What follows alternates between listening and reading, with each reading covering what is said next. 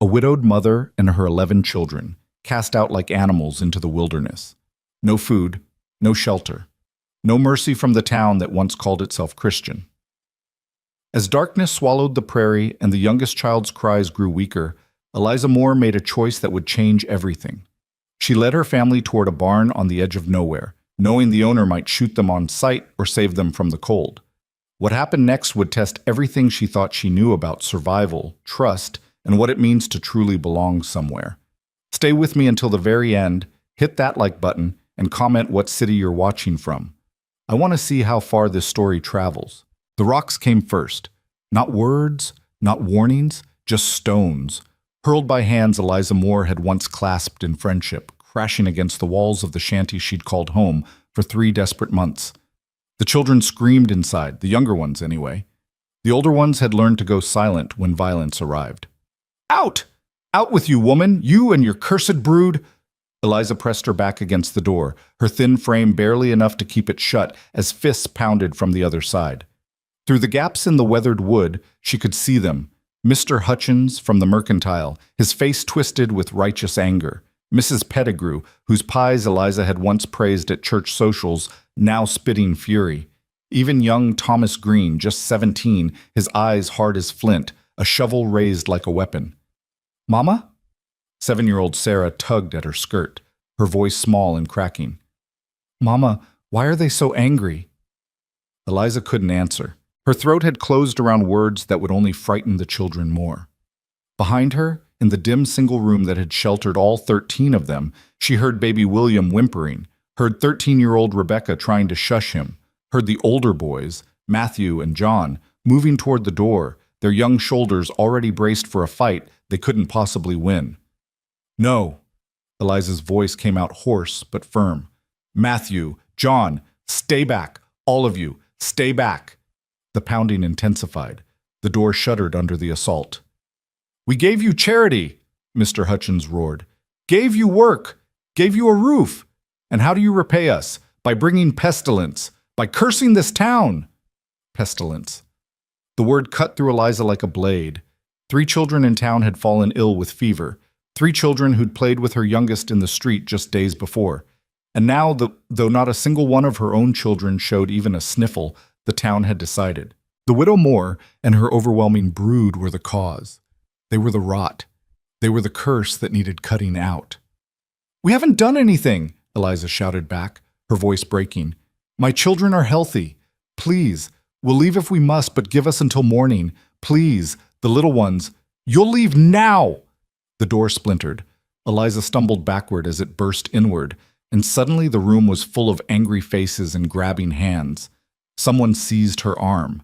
Someone else began dragging the children toward the opening, their small bodies tumbling over each other in terror. Don't touch them!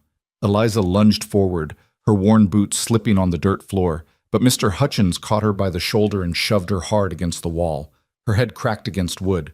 Stars exploded behind her eyes. Mama! Matthew, at 15, was the oldest. Tall but gangly, all elbows and fury, he threw himself at Mr. Hutchins, his fists flying with more courage than skill. The older man caught him easily, twisting the boy's arm until Matthew cried out. You want to be a man? Hutchins snarled into the boy's face. Then act like one. Get your family out of our town before I drag you all out by the hair. He released Matthew with a violent shove. The boy crashed into Eliza, and she caught him, held him, felt his whole body shaking with rage and helplessness. Get your things, she whispered against his ear. Quickly now, just what we can carry. They had almost nothing anyway. In less than 10 minutes, the Moore family stood in the street, if you could call the muddy path between buildings a street. Eliza held baby William against her chest, his small fist clutching the fabric of her dress. The other children clustered around her like frightened birds. Rebecca, Matthew, John, Sarah, the twins Daniel and David, 9-year-old Ruth, 6-year-old Thomas Jr., 4-year-old Mary, and 3-year-old Joseph. 11 children, ages ranging from 15 years to 8 months. Their eyes wide and confused, their clothes patched and repatched, their stomachs already hollow from too many meals stretched too thin. They carried 1 blanket, 1 cooking pot, a sack with perhaps 3 pounds of cornmeal. That was all Mr. Hutchins had allowed them to take.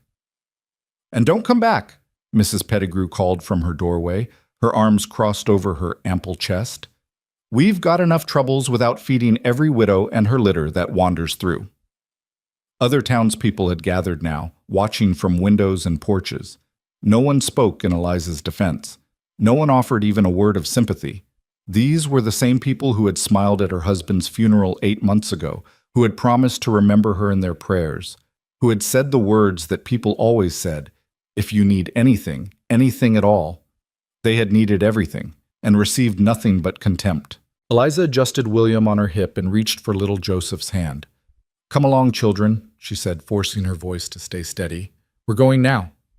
Going where? Rebecca's question was barely a whisper, but it struck Eliza like a physical blow. Going where? Going where? Going where? She didn't know. "Away from here," she said simply. "Somewhere better."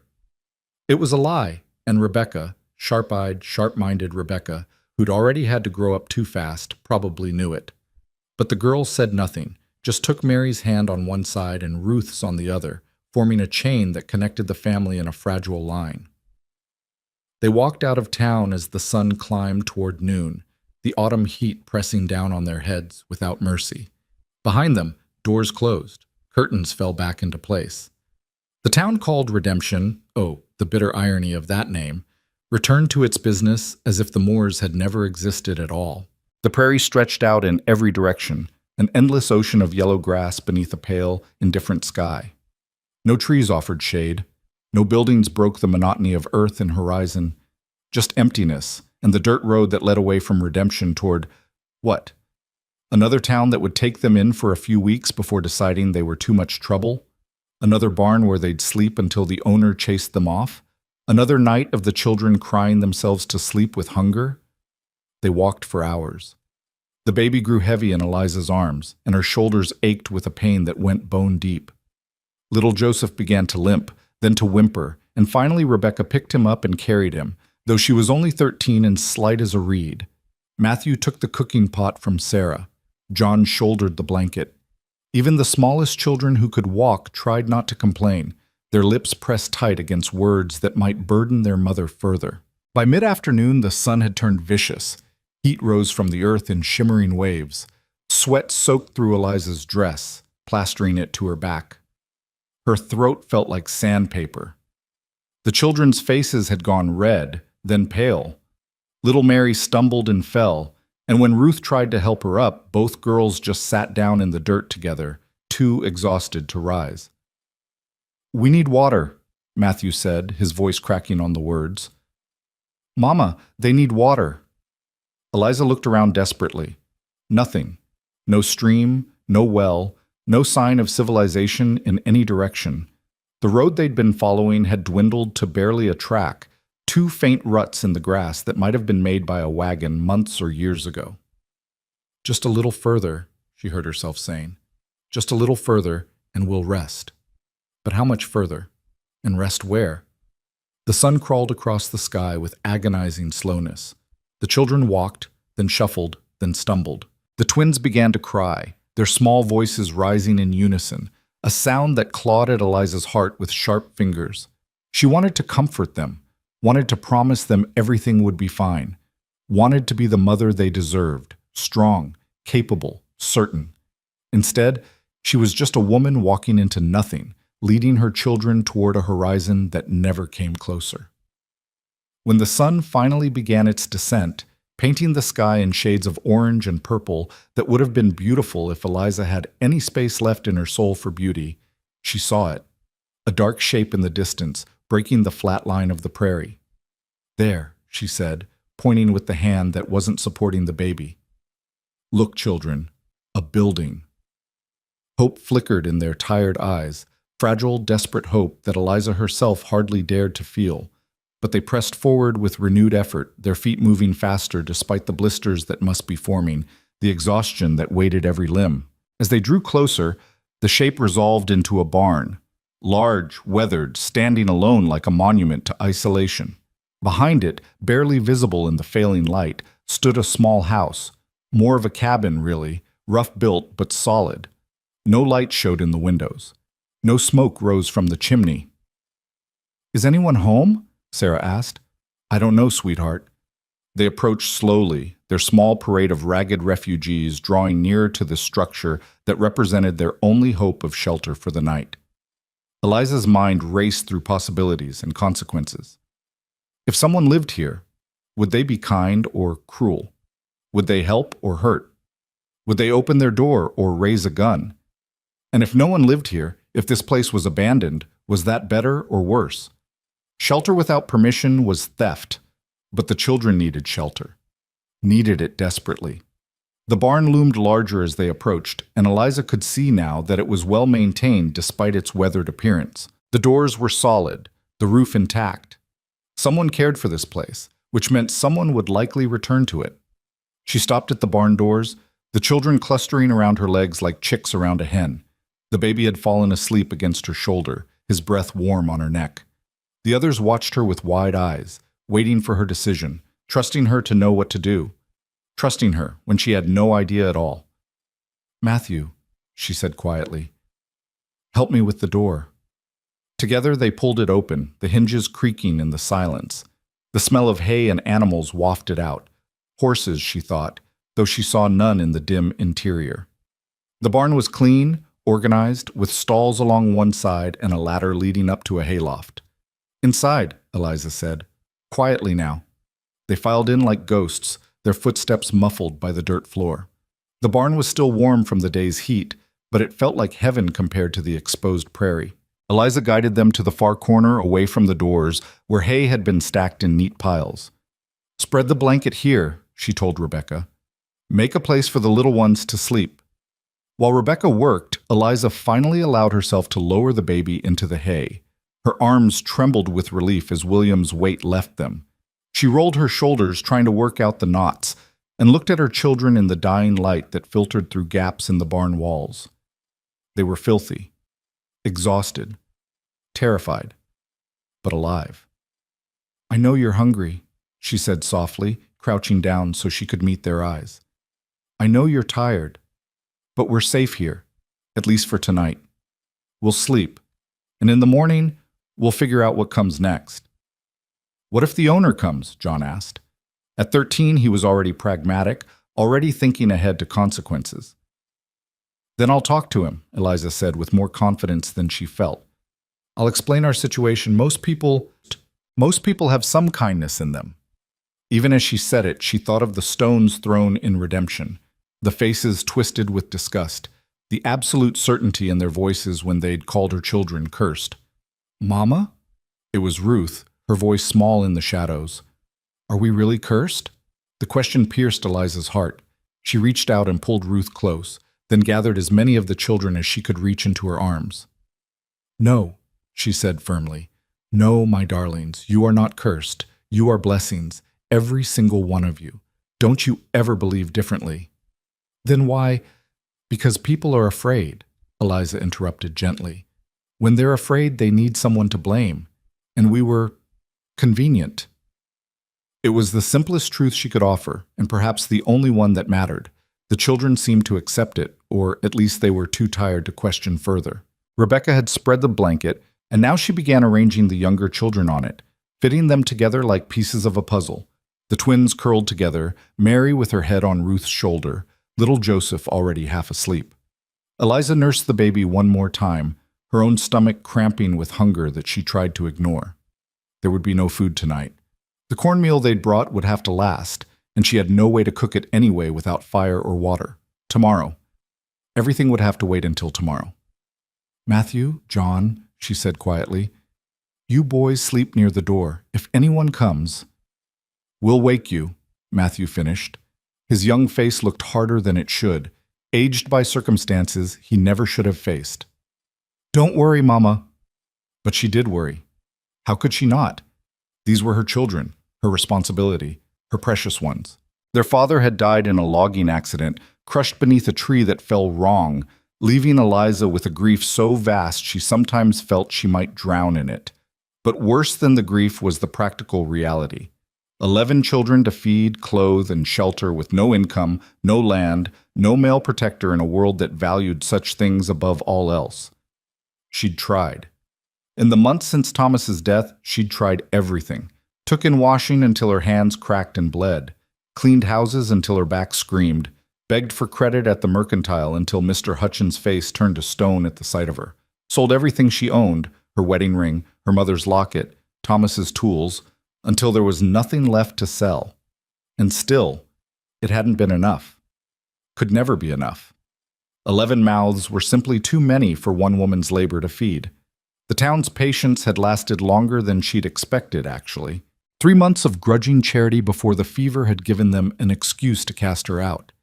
3 months before they decided that their limited compassion was better spent elsewhere, on more deserving poor. The kind who came in smaller numbers and brought less inconvenience. Now, sitting in a stranger's barn with her children sleeping around her in the hay, Eliza felt the full weight of her failure pressing down on her chest. She had not protected them, had not provided for them, had not kept them safe from the cruelty of the world. Outside, night had fallen completely. Through the gaps in the barn walls, she could see stars beginning to emerge. Thousands of them, cold and distant and indifferent to the suffering of one widow and her children. She pulled her shawl tighter around her shoulders and tried to pray, but the words wouldn't come. Every prayer she'd uttered since Thomas's death had gone unanswered, and she was tired, so desperately tired, of speaking into silence. The baby stirred against her, and she shifted him gently, settling into the hay beside the other children. The barn was quiet except for their breathing, 11 different rhythms, from Matthew's slow and steady to the baby's quick and light. Her children, her world, everything that mattered. She closed her eyes and tried not to think about tomorrow. The sound that woke her wasn't loud, just the soft creak of the barn door opening.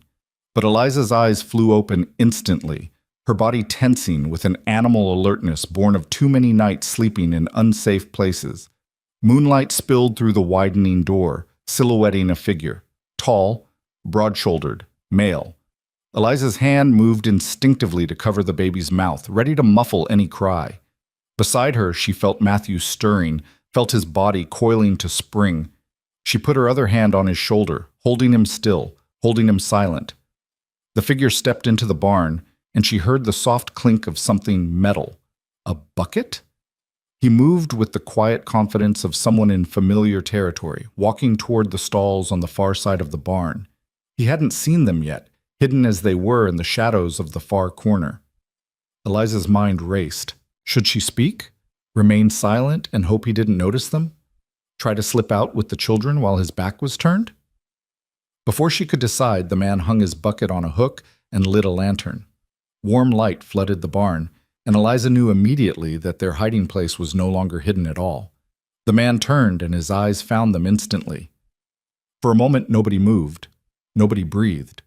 The man stood frozen, his hand still on the lantern, his eyes wide with obvious surprise.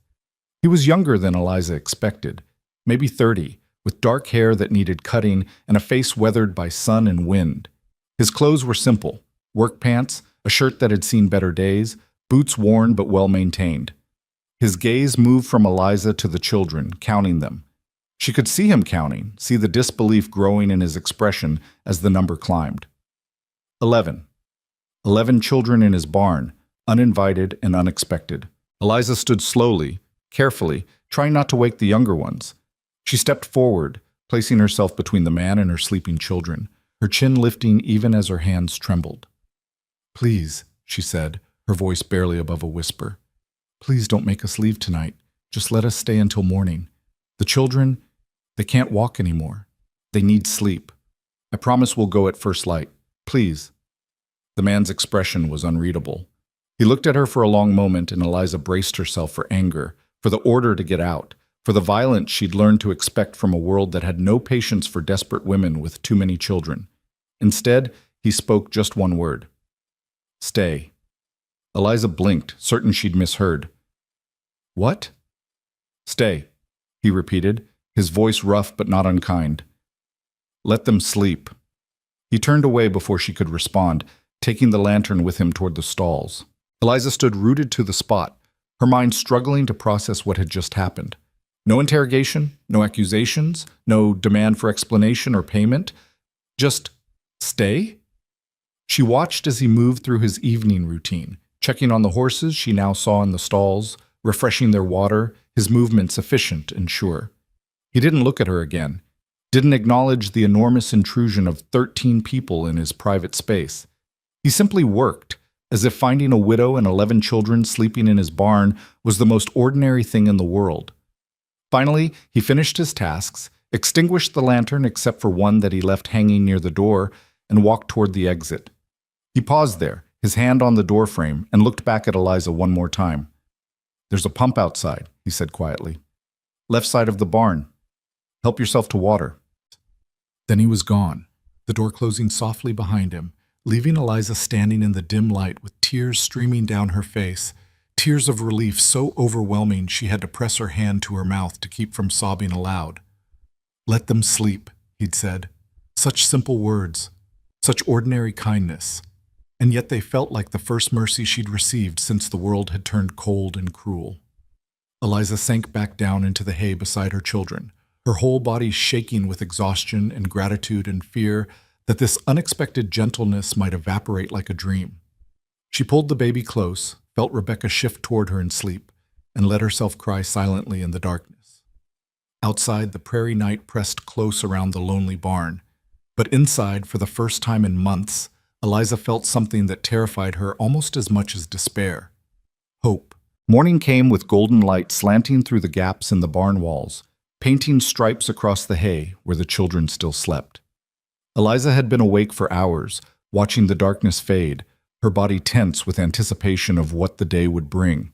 The stranger's kindness last night had been real. She hadn't dreamed it, but daylight had a way of changing things. People often regretted their generosity once they saw clearly what they'd agreed to shelter.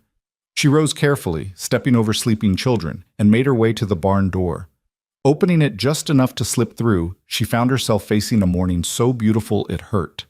The prairie stretched out in every direction, the grass moving in waves beneath a breeze that carried the scent of earth and distance.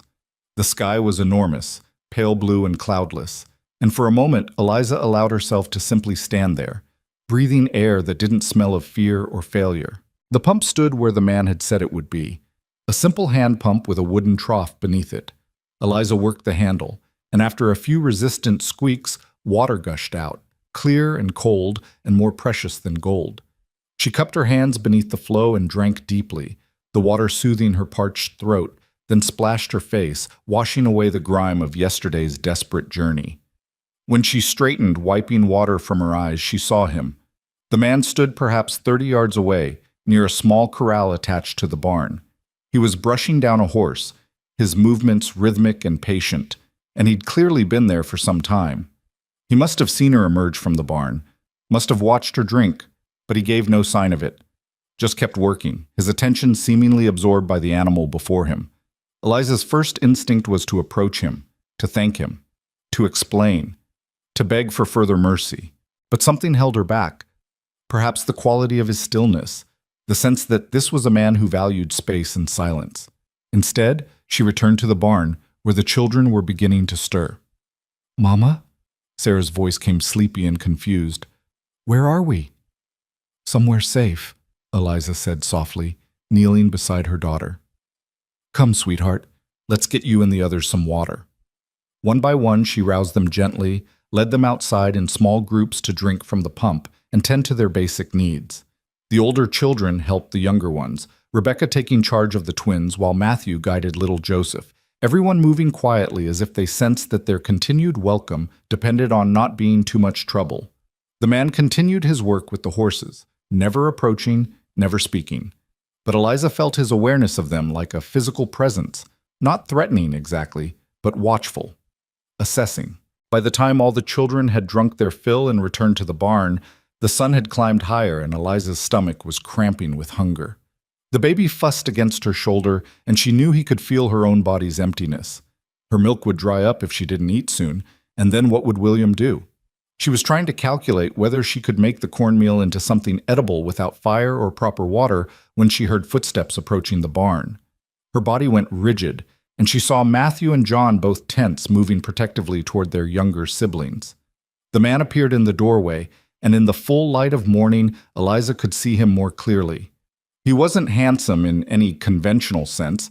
His face was too weathered, his features too rough, but there was something solid about him, something steady. His eyes, she noticed, were a startling blue-gray, like storm clouds over water. He carried a canvas bag in one hand and a covered pot in the other. He set both down just inside the door, then stepped back, as if approaching wild animals that might bolt. "There's grain in the sack," he said, his voice as rough as she remembered. "And some stew from last night. Still good." Eliza stared at him, her throat closing around words that wouldn't form. The children watched with wide eyes, their hunger evident in the way they looked at the pot, but not one of them moved toward it. Eliza managed finally. "We can't accept—" "Already cooked," he interrupted, his tone practical. "Would just go to waste." He turned to leave, then paused, looking back at her with an expression she couldn't quite read. "Name's Ethan Cole. This is my land." "Eliza Moore," she replied, her voice steadier now. "These are my children." His gaze swept over them again, that same counting look from last night, but this time Eliza thought she saw something else in his expression, not judgment or disgust, but something almost like recognition. Like he understood, somehow, what it meant to be this desperate. "Mrs. Moore," he said with a slight nod. Then he was gone, his boots crunching on the hard-packed earth outside. The moment he disappeared, the children surged forward. Rebecca reached the pot first, lifting the lid to reveal a thick beef stew, the smell of it so overwhelming that little Mary actually whimpered. Eliza's hand shook as she helped portion it out, using the tin cup they'd brought from Redemption, making sure each child got some before she allowed herself even a taste. It was simple fare: beef, potatoes, carrots, all cooked until soft. But it tasted like salvation. The children ate silently, reverently, scraping every drop from the pot until it shone clean. The grain in the sack turned out to be oats and cornmeal, more than they'd seen in months, and Eliza felt tears prick her eyes again at this stranger's incomprehensible generosity. "Mama," Rebecca said quietly, once everyone had eaten, "how long can we stay?" It was the question Eliza had been avoiding, the one that sat like a stone in her chest. "I don't know, sweetheart. He said we could stay last night, and he's given us food, but we can't take advantage of his kindness." "What will we do?" John asked, and there was something in his voice, a weariness that no 13-year-old should possess, that broke Eliza's heart. "We'll ask him," she decided. "I'll speak to Mr. Cole and find out what he expects from us. Perhaps he needs help with something. Perhaps there's work we can do in exchange for shelter, at least until we can figure out where to go next." But even as she said it, Eliza couldn't imagine where that next place might be. Every town seemed the same, willing to offer temporary charity, then eager to be rid of the burden when it became inconvenient. And her family was nothing if not inconvenient. She spent the rest of the morning organizing their meager possessions and trying to make the corner of the barn they occupied look less like an invasion and more like a temporary, tidy arrangement. The children helped, even the little ones, straightening hay and folding the blanket, their movements quiet and careful. Around midday, Eliza ventured outside again, looking for Ethan Cole. She found him behind the small house, chopping wood with steady, powerful strokes. His shirt was dark with sweat, and a pile of split logs grew beside him with each swing of the axe. She approached slowly, waiting until he paused to wipe his brow before speaking. "Mr. Cole?" He turned, his expression neutral. Up close, she could see the lines around his eyes, the scar that ran along his jawline, the calluses on his hands that spoke of years of hard labor. "I wanted to thank you," Eliza said, forcing herself to meet his eyes, "for the food, for letting us stay. You didn't have to do any of that." He shrugged, looking uncomfortable with her gratitude. "Had food. You needed it." "Still," she persisted, "it was kind, more than kind." He didn't respond, just reached for another log and positioned it on the chopping block. Eliza realized he wasn't trying to be rude. He simply didn't know what to do with her thanks, didn't know how to receive gratitude for what he clearly considered a simple, practical action. She tried a different approach. "Mr. Cole, I need to know your expectations." We're grateful for your shelter, but we can't stay indefinitely without contributing something. If there's work that needs doing, laundry, cooking, mending, anything, my children and I are willing. The older ones are strong workers, and even the younger ones can help with— No need, he interrupted, his axe coming down with a sharp crack that split the log clean through. Eliza felt frustration rising in her chest. Mr. Cole, please, we can't accept charity without— Not charity. He set up another log, his movements deliberate. You're here. You need shelter. I've got shelter. That's all. But we have 11 children, Eliza said, her voice rising despite her effort to stay calm. 11. That's not a small imposition, that's— I can count, Mrs. Moore. The sharpness in his tone stopped her. He swung the axe again, harder this time, and the log exploded into pieces. Then he set the axe down carefully and turned to face her fully. I know what I'm seeing, he said quietly. I know what you're carrying, and I'm telling you, stay. No payment needed, no work required. Just let your children rest. Something in his voice made Eliza's breath catch. There was a weight to his words, a depth of understanding that went beyond simple kindness. This was a man who knew what it meant to need shelter, to need mercy. She didn't know his story, but she recognized the shadow of it in his eyes. How long? She asked softly. He picked up the axe again, tested its weight in his hands. Long as you need. Then he returned to his work, the conversation clearly over. Eliza stood there for a moment longer, watching him split log after log with mechanical precision, then turned and walked back to the barn, her mind churning with questions she didn't know how to ask. The days that followed settled into an unexpected rhythm. Ethan Cole rose before dawn, tended his horses, worked his land. The Moores remained in the barn trying to be as invisible as possible, though with 11 children that was nearly impossible. Twice a day, Ethan brought food, simple meals, never elaborate, but always enough. Bread and butter, more stew, beans and salt pork. Once, incredibly, a chicken he'd roasted whole.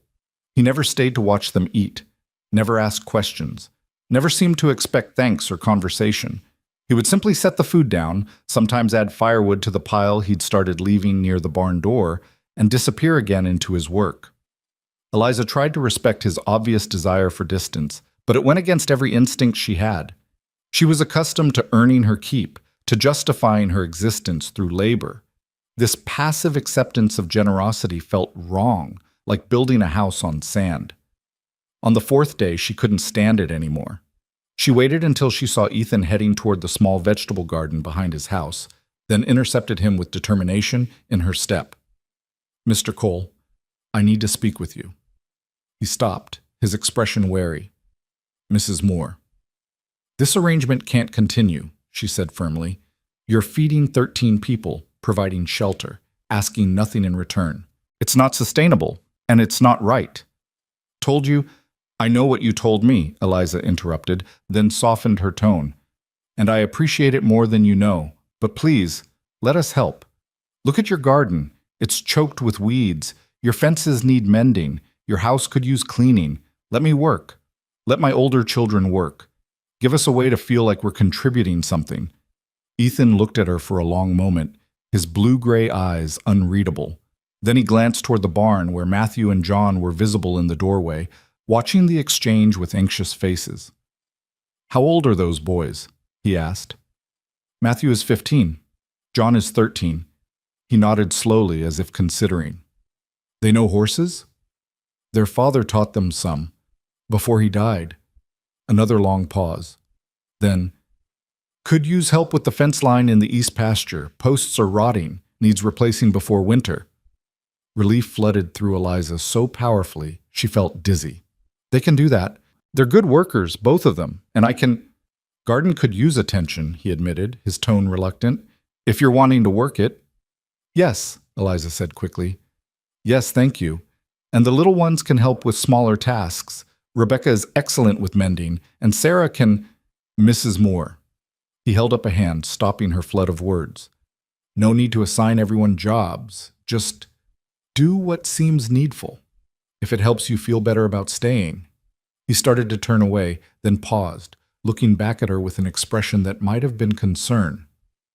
Your children? They getting enough to eat? The question asked so bluntly caught Eliza off guard. Yes, thanks to you, they're eating better than they have in months. The baby too? Eliza felt heat rise in her cheeks. I'm managing.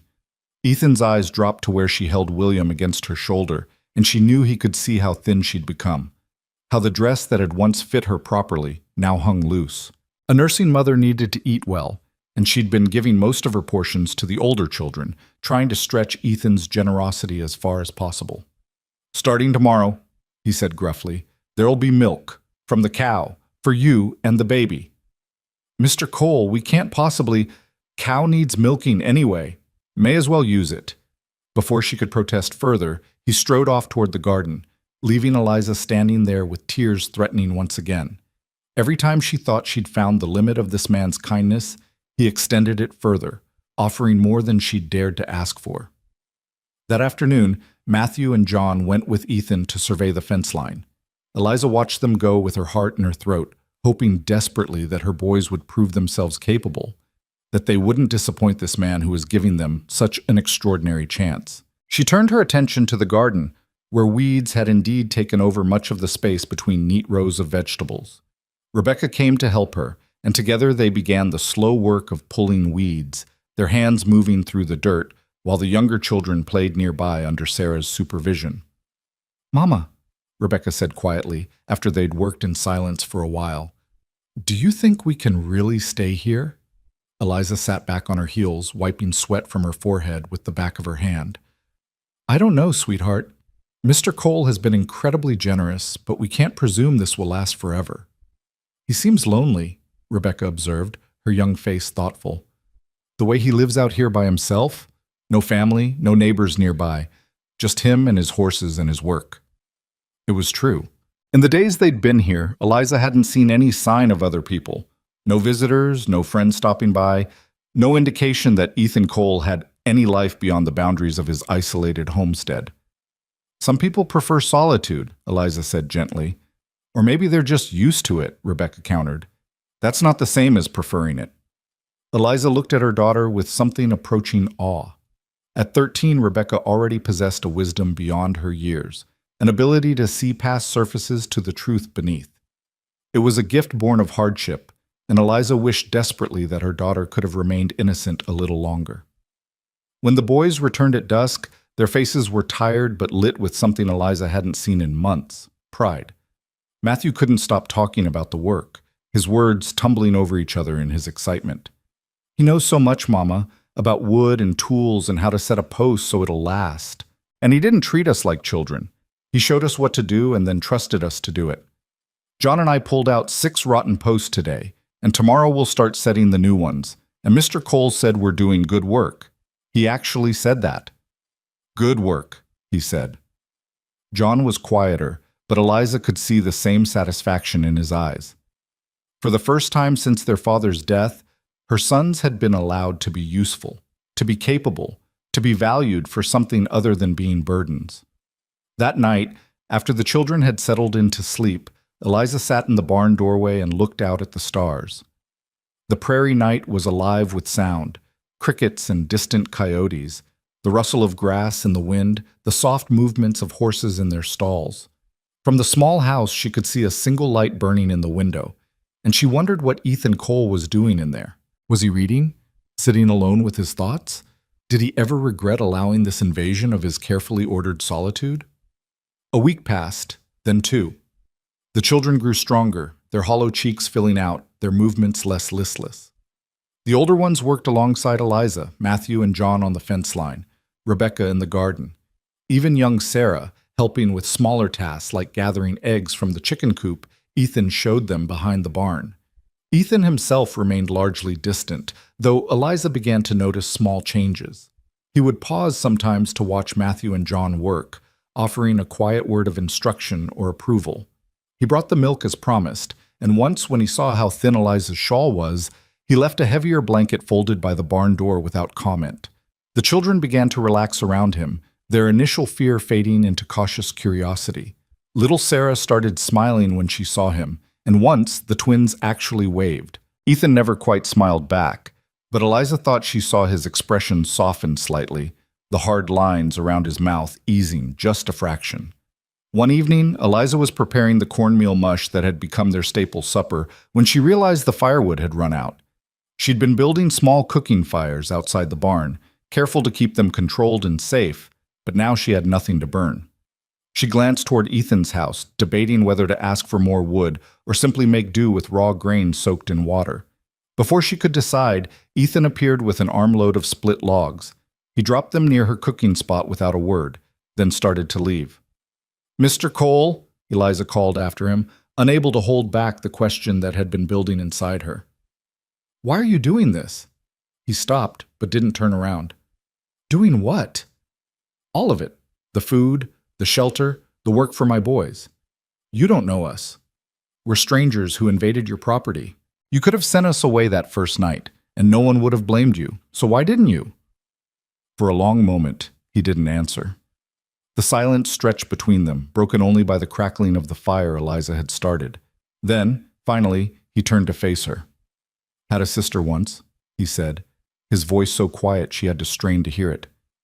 "She was widowed young, 3 children, nowhere to go when her husband's family turned her out. I was working a ranch 2 territories away, didn't know she needed help until it was too late." "What happened to her?"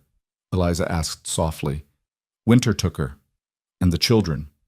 His face was carved from stone, but his eyes held an old grief that would never fully heal. Found out 6 months after. By then, there wasn't even anyone left to bury properly. Eliza's hand rose to her mouth. "I'm so sorry." "So when I opened my barn door and saw you and your children sleeping there," he paused, his jaw working. "Wasn't going to make the same mistake twice. Wasn't going to be the kind of man who turns away someone who needs help." Understanding flooded through Eliza, sharp and painful. This wasn't about her or her children specifically. This was about his sister, about a debt he could never repay, a guilt he could never absolve. They were benefiting from a grief that had shaped him into someone who couldn't turn away from desperation. "Mr. Cole?" "Food's getting cold," he interrupted, nodding toward her pot. "Should eat while it's hot." He walked away before she could say anything else, disappearing into his house and closing the door firmly behind him. Eliza stood staring after him, her heart aching for this lonely man trying to save his sister by saving strangers, trying to fix a past that was broken beyond repair. The next morning, she woke to find that Ethan had left supplies outside the barn before dawn. Flour, sugar, dried beans, even a precious jar of honey. No note, no explanation. Just another offering laid at the feet of strangers who reminded him of people he couldn't save. Eliza gathered the supplies carefully, her hands reverent, and made a decision. If Ethan Cole was trying to atone for his sister's death by helping her family survive, then she would honor that by making sure they didn't just survive. They would live. They would thrive. They would prove that his kindness mattered, that it changed something, that it meant something real. She would give him that, at least. The first snow came early that year, arriving in late October with a ferocity that caught even Ethan by surprise. Eliza woke to find the world transformed, the prairie buried under white, the wind howling around the barn with a sound like wolves crying. Inside their corner of the structure, the children huddled together for warmth, their breath making clouds in the frigid air. The blanket Ethan had given them wasn't enough. Nothing was enough against cold like this. Eliza could feel it seeping through the barn walls, creeping into their bones, and when little Joseph started coughing, a wet, rattling sound that terrified her, she knew they couldn't stay here another night. But where could they go? Back into the storm? Into another town that would reject them just as redemption had. She was still trying to decide when the barn door opened and Ethan appeared, his coat white with snow, his face grim. He took one look at the shivering children and shook his head. "Can't stay out here," he said flatly. "Not in this. Get them up. You're coming inside." Eliza's heart lurched. "Mr. Cole, we can't impose—" "Wasn't asking." His tone left no room for argument. "This storm's going to last days, maybe a week. That baby won't survive it out here, and you know it." He was right, and Eliza hated how right he was. She hated being this helpless, this dependent, this grateful. But pride was a luxury she couldn't afford when her children's lives hung in the balance. "Children," she said quietly, "gather our things. We're going to Mr. Cole's house." The older children moved quickly, understanding the gravity of the situation. Matthew and John rolled up the blanket while Rebecca helped the younger ones into their threadbare coats. Ethan watched them work, and when they were ready, he led them through the storm to his house. It was small inside, smaller than Eliza had imagined. One main room that served as kitchen and living space, with a fireplace that radiated blessed heat. A door led to what must be his bedroom, and a ladder climbed to a small loft space. Simple furniture, everything worn but well maintained. The home of a man who lived alone and had never expected company. Now that home was invaded by 13 people tracking snow across the floor, dripping melted ice, filling every available space with their presence. Ethan stood by the fireplace and cleared his throat. "Loft's got some old blankets stored up there. You and the older children can sleep there. Younger ones can take my bed. I'll make do out here." "We can't take your bed," Eliza protested. "We'll all manage in the loft, or Mrs. Moore." He looked at her directly, his blue-gray eyes steady. "I'm not arguing about this. Put the little ones in the warm bed. That's the end of it." There was something in his voice, not anger, but a kind of weariness with her constant protests, that made Eliza nod. She guided Mary, Joseph, and the twins into the bedroom, her heart aching at how small they looked in the big bed, how they burrowed immediately under the quilts like animals seeking shelter. The rest of them arranged themselves as best they could. Rebecca took the baby up to the loft with Sarah and Ruth. Matthew and John found spots near the fireplace where they could stretch out. Eliza herself ended up in a corner, her back against the wall, watching as Ethan moved around his suddenly crowded house with the stiff movements of someone deeply uncomfortable. He wasn't used to people. That much was obvious. The way he kept his distance, the way his eyes flickered nervously whenever one of the children moved too close, the way his shoulders hunched as if bracing against an invasion. This was a man who had built his life around solitude, and now that solitude had been shattered by the very people he was trying to save. The storm raged for 3 days. 3 long days trapped inside the small house, the wind screaming outside, the snow piling higher and higher against the walls. Eliza tried to keep the children quiet and contained, but it was impossible with 11 of them in such close quarters. They were restless, bored, their cabin fever growing with each passing hour. Ethan spent most of his time outside, braving the storm to tend to his animals, returning only for meals and to sleep in front of the fireplace, his body curved away from the room full of people who had taken over his space. Eliza could feel his discomfort radiating like heat, and it twisted something inside her chest. On the 4th day, the storm finally broke. The wind died, the sun emerged, and the prairie became a blinding expanse of white. Ethan was out the door before dawn, and Eliza didn't see him again until late afternoon. She was preparing supper, a stew made from supplies she'd found in Ethan's well-stocked pantry, when Matthew came running in, his face flushed with cold and something else. Excitement? No, Eliza realized with a sinking feeling. Fear. "Mama," he said breathlessly. "There are men coming, riders, 4 of them." Eliza's hand stilled over the pot. "Did they see you?" "I don't think so. I was checking the fence line like Mr. Cole showed me. They were still maybe a mile out, but they're heading this way." Through the window, Eliza could see Ethan near the barn, his body alert, his eyes fixed on the horizon. He'd seen them too. The riders grew larger as they approached, and Eliza counted them, 4 men on horseback, moving with purpose across the snow. "Children," she said quietly, "go to the loft. All of you, stay there until I say otherwise." "But Mama," John started. "Now." They obeyed, even Matthew, though Eliza could see the rebellion in his eyes. He was 15, nearly a man, and he didn't want to hide like a child. But he went, and within moments the house was quiet, except for Eliza's pounding heart. She stood at the window and watched as the riders reached Ethan's property. They didn't stop at a respectful distance. They rode right up to where he stood, their horses stamping and blowing in the cold air, and Eliza recognized one of them with a jolt of pure terror. Mr. Hutchins. From Redemption. She couldn't hear what they were saying from inside the house, but she could read the tension in every line of Ethan's body, could see the aggressive posture of the men surrounding him. Mr. Hutchins was doing most of the talking. his gestures broad and emphatic, while Ethan stood perfectly still, his arms crossed over his chest. Unable to bear the not knowing, Eliza wrapped her shawl around her shoulders and stepped outside. The cold hit her like a fist, stealing her breath, but she forced herself forward until she could hear the conversation. "Just telling you as a courtesy," Mr. Hutchins was saying, his voice carrying across the snow. "That woman and her brood are nothing but trouble. Brought sickness to our town, and now she's probably doing the same to you." "Haven't seen any sickness here," Ethan said, his voice flat and cold. "Yet," one of the other men interjected. He was younger, and Eliza recognized him as Thomas Green, the boy who'd held the shovel like a weapon back in Redemption. "But you will. That's what happens when you harbor cursed folk." "Cursed," Ethan repeated, and there was something dangerous in his tone now. "You rode all this way to warn me about curses?" "We rode out here to do our Christian duty," Mr. Hutchins said sanctimoniously. "To warn a fellow man about the danger he's letting sleep under his roof. That woman is a burden everywhere she goes. 11 children, Cole. 11 mouths to feed, 11 bodies taking up space. How long before you realize you've made a mistake? How long before they drag you down too?" Ethan's jaw tightened, and Eliza saw his hands curl into fists at his sides. "Think it's time you left my property?"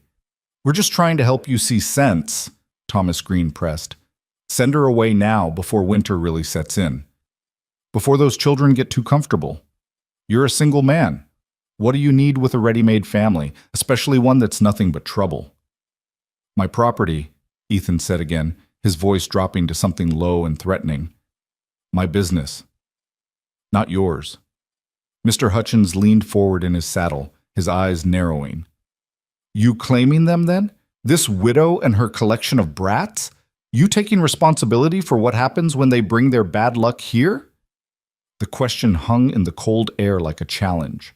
Eliza held her breath, shame and fear warring inside her chest. This was it. The moment when Ethan would realize that helping them wasn't worth the social cost, wasn't worth being associated with people his own kind considered cursed and contaminated.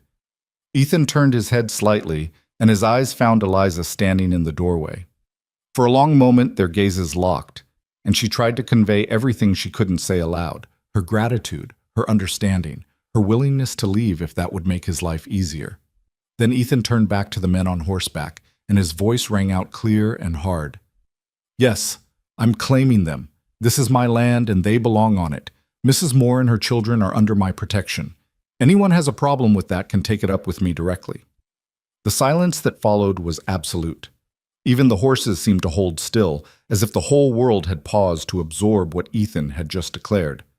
Mr. Hutchins recovered first, his face flushing dark with anger.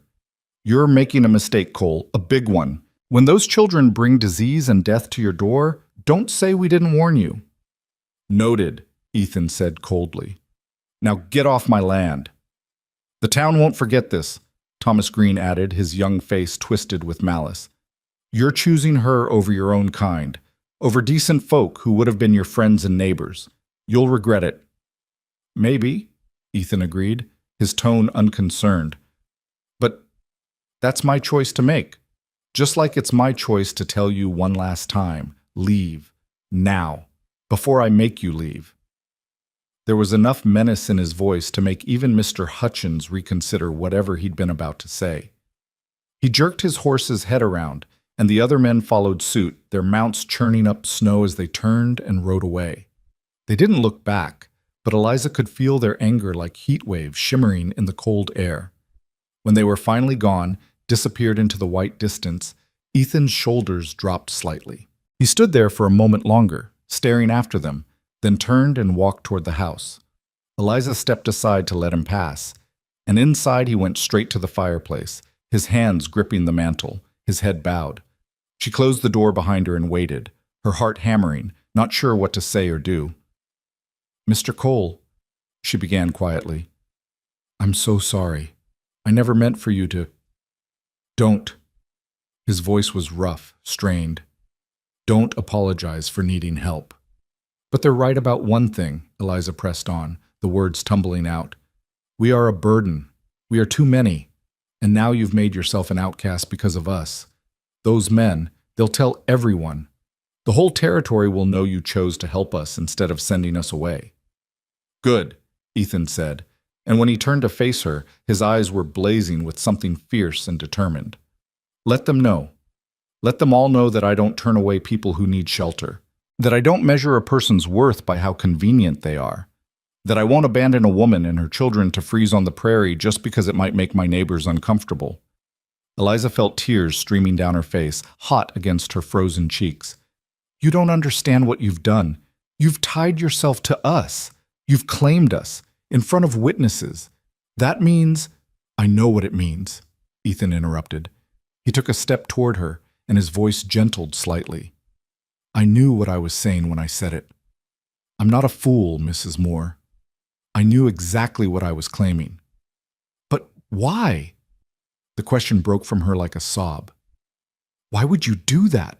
Why would you sacrifice your reputation, your standing, your chance at a normal life for strangers?" Ethan looked at her for a long moment, and something shifted in his expression, something vulnerable and honest. "Because you're not strangers anymore," he said quietly. "Because I see Matthew working the fence line every day until his hands are raw, trying to prove he's worth the food he eats. Because I hear Rebecca singing to the little ones at night, keeping their spirits up. Because I watch you give your portions to the children and pretend you're not hungry. Because—" he paused, seeming to struggle with the words. "Because I look at your family and I don't see a burden. I see people trying their best, and that matters." The tears were falling faster now, and Eliza couldn't stop them. In that moment, she felt something crack open inside her chest. All the fear and shame and desperate gratitude she'd been holding back for weeks. All the weight of being unwanted and cast out. All the lonely terror of trying to keep her children alive in a world that didn't care if they lived or died. And here was this man, this quiet, solitary man, telling her they mattered, telling her she mattered. "Thank you," she whispered, because it was all she could manage. Ethan nodded once, then cleared his throat and stepped back, clearly uncomfortable with the emotion filling the small room. "Children can come down now. Storm's past. We'll need to dig out the barn, make sure the animals are all right." As if his words had broken a spell, the children began climbing down from the loft, their faces anxious and uncertain. They'd heard everything. Of course they had. The house was too small for secrets. Matthew was the first to reach Ethan, and the boy stuck out his hand with an awkward formality that would have been endearing if it wasn't so heartbreaking. "Thank you, sir, for standing up for us. For my mama." Ethan looked at the offered hand for a moment, then took it, his large palm swallowing Matthew's calloused one. "You've earned your place here with your work. All of you have." One by one, the children approached him, not crowding, not overwhelming, but each finding their own way to express gratitude. Rebecca offered a shy smile. John promised to work harder than ever. Even little Sarah, brave Sarah, walked up and slipped her small hand into Ethan's for just a moment before darting away again. Eliza watched it all through her tears, watched this man who claimed he didn't need people slowly being surrounded by her children, slowly being pulled into the orbit of their messy, complicated, desperately loving family. That night, after the barn had been dug out and the animals tended and supper eaten, Eliza lay in the loft listening to the breathing of her sleeping children around her. Below, she could hear Ethan moving about quietly, banking the fire for the night, settling into his makeshift bed by the hearth. Tomorrow, she knew, would bring new challenges. The men from Redemption would spread word about Ethan's choice, and there would be consequences. There always were. But tonight, for the first time since Thomas had died and left her alone with 11 children and no way to provide for them, Eliza felt something dangerous and fragile unfurling in her chest. Hope. Real hope. Not the desperate kind that came from having no other choice, but the kind that whispered maybe, just maybe, they had found a place where they could stay, where they could belong, where someone had chosen them. The weeks that followed were harder than anything Eliza had anticipated. The snow continued to fall, burying the prairie under drifts that sometimes reached the windows. The cold was relentless, seeping into every crack and corner, making even simple tasks exhausting. But worse than the weather was the isolation. No one came to visit. No one stopped by to check on them or offer seasonal greetings. The few times Ethan made the long ride into the nearest town for supplies, a place called Silver Creek, larger and farther than Redemption. He returned tight-lipped and tense, saying nothing about what he'd encountered there. But Eliza could guess. She'd seen the way gossip worked, the way a story could spread like wildfire across the prairie, jumping from town to town, growing more distorted with each telling. By now, everyone within 100 miles probably knew about the widow, with too many children who'd ensnared some poor fool into taking them in. "Let them talk," Ethan said once, when Eliza tried to apologize for the obvious social cost he was paying. "Talk doesn't hurt anything." But it did hurt. Eliza could see it in the way his shoulders hunched when he came back from town, in the way he grew quieter and more withdrawn, retreating into himself like a wounded animal seeking shelter. She wanted to reach out to him, to tell him he didn't have to bear this alone, but she didn't know how. Didn't know what words could possibly bridge the gap between grateful dependence and something more equal, more mutual. Christmas came and went with little fanfare. Eliza tried to make it special for the children, telling them stories and singing carols, rationing out a bit of the precious sugar to make simple cookies. Ethan disappeared into his bedroom for most of the day, emerging only for meals, his face carefully neutral. It wasn't until the children were asleep that night that Eliza found him outside, standing in the snow, staring up at stars so bright and cold they looked like ice chips scattered across black velvet. "Mr. Cole," she said softly, pulling her shawl tighter against the brutal cold. "Are you all right?" "Fine," he said, but his voice was hollow. Eliza moved to stand beside him, and they stayed there in silence for several minutes, their breath making clouds in the frigid air. Finally, she worked up the courage to ask what she'd been wondering. "Do you regret it, letting us stay?" "No," Ethan said immediately, and there was no hesitation in his voice. "Never that." "Then what is it? What's troubling you?" He was quiet for so long she thought he wouldn't answer. Then slowly, the words began to come. "My sister. She died at Christmas. Her and the children. That's when the cold took them. I found out on Christmas Day, got the letter from a preacher who'd found their bodies in an abandoned claim shack 2 territories over." Eliza's heart broke for him. "I'm so sorry. Every Christmas since, I've been alone. Chose to be alone. Couldn't stand the thought of people celebrating when she was gone, when I'd failed her." He paused, his jaw working. "But tonight, listening to your children singing, watching them happy despite having so little, it was the first time in 7 years I didn't spend Christmas wishing I was dead too." The raw honesty of it stole Eliza's breath. She reached out without thinking and took his hand, and when he didn't pull away, she held on tight. "Your sister would be glad," she said quietly, "that you're helping us, that you're choosing life over grief." "Maybe," Ethan said, and his fingers tightened around hers. "Maybe." They stood there together until the cold drove them inside, and something had shifted between them, something subtle but significant. A recognition that they were both carrying grief, both trying to survive losses that had nearly destroyed them, both learning how to build something new from the wreckage of what they'd lost. January brought temperatures so cold that water froze solid in the bucket overnight. The children could barely go outside without risking frostbite, so they stayed huddled around the fireplace, the older ones helping the younger ones with reading and numbers, everyone trying to stay occupied in the cramped space. Ethan spent more time inside too, unable to work in the brutal cold. At first, he seemed uncomfortable with the constant presence of people, but gradually Eliza noticed him relaxing. He began teaching Matthew and John how to carve wood, showing them how to shape simple tools and utensils. He let the younger children watch as he mended tack and repaired equipment. Once, Eliza even caught him smiling, actually smiling, when little Joseph proudly showed him a crooked wooden horse the boy had attempted to whittle. The house felt less like a shelter they'd invaded and more like a home they were building together. But the test of whether they truly belonged was still coming. It arrived in early February, on a day when the temperature had climbed just high enough to make travel possible. Eliza was preparing the midday meal when she heard horses approaching, multiple horses, and the sound of wagon wheels. Ethan heard it too. He set down the bridle he'd been oiling and moved to the window, his body going tense. "Stay inside," he told Eliza, then stepped out into the cold. Through the window, Eliza watched as a group of perhaps 8 or 9 people approached. Men and women both, some on horseback, others in two wagons. They stopped in front of the house, and a woman Eliza didn't recognize climbed down from the lead wagon. She was well-dressed, her coat fine wool, her bearing that of someone accustomed to authority and respect.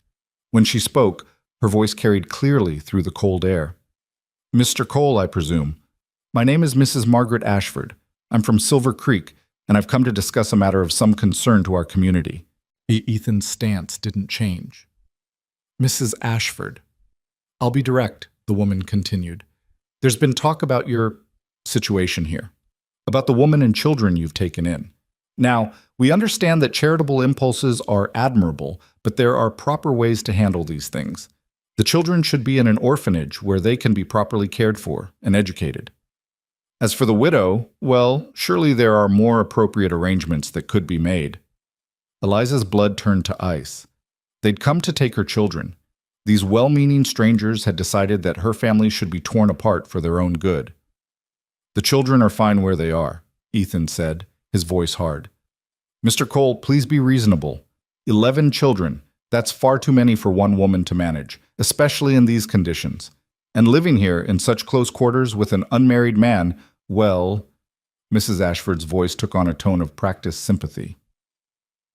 "We're concerned about propriety, about the children's welfare and moral education. Their welfare is fine. Their moral education is none of your business." "I'm afraid it is our business," another voice interjected, a man this time, pompous and self-important. "We have a responsibility to the vulnerable members of our community. These children need structure, discipline, proper Christian upbringing, not to be living in a barn like animals." "They're not in the barn anymore," Ethan said flatly. "They're in my house, under my roof, under my protection." Mrs. Ashford stepped closer, her expression calculating. "Then perhaps we should discuss a more permanent arrangement.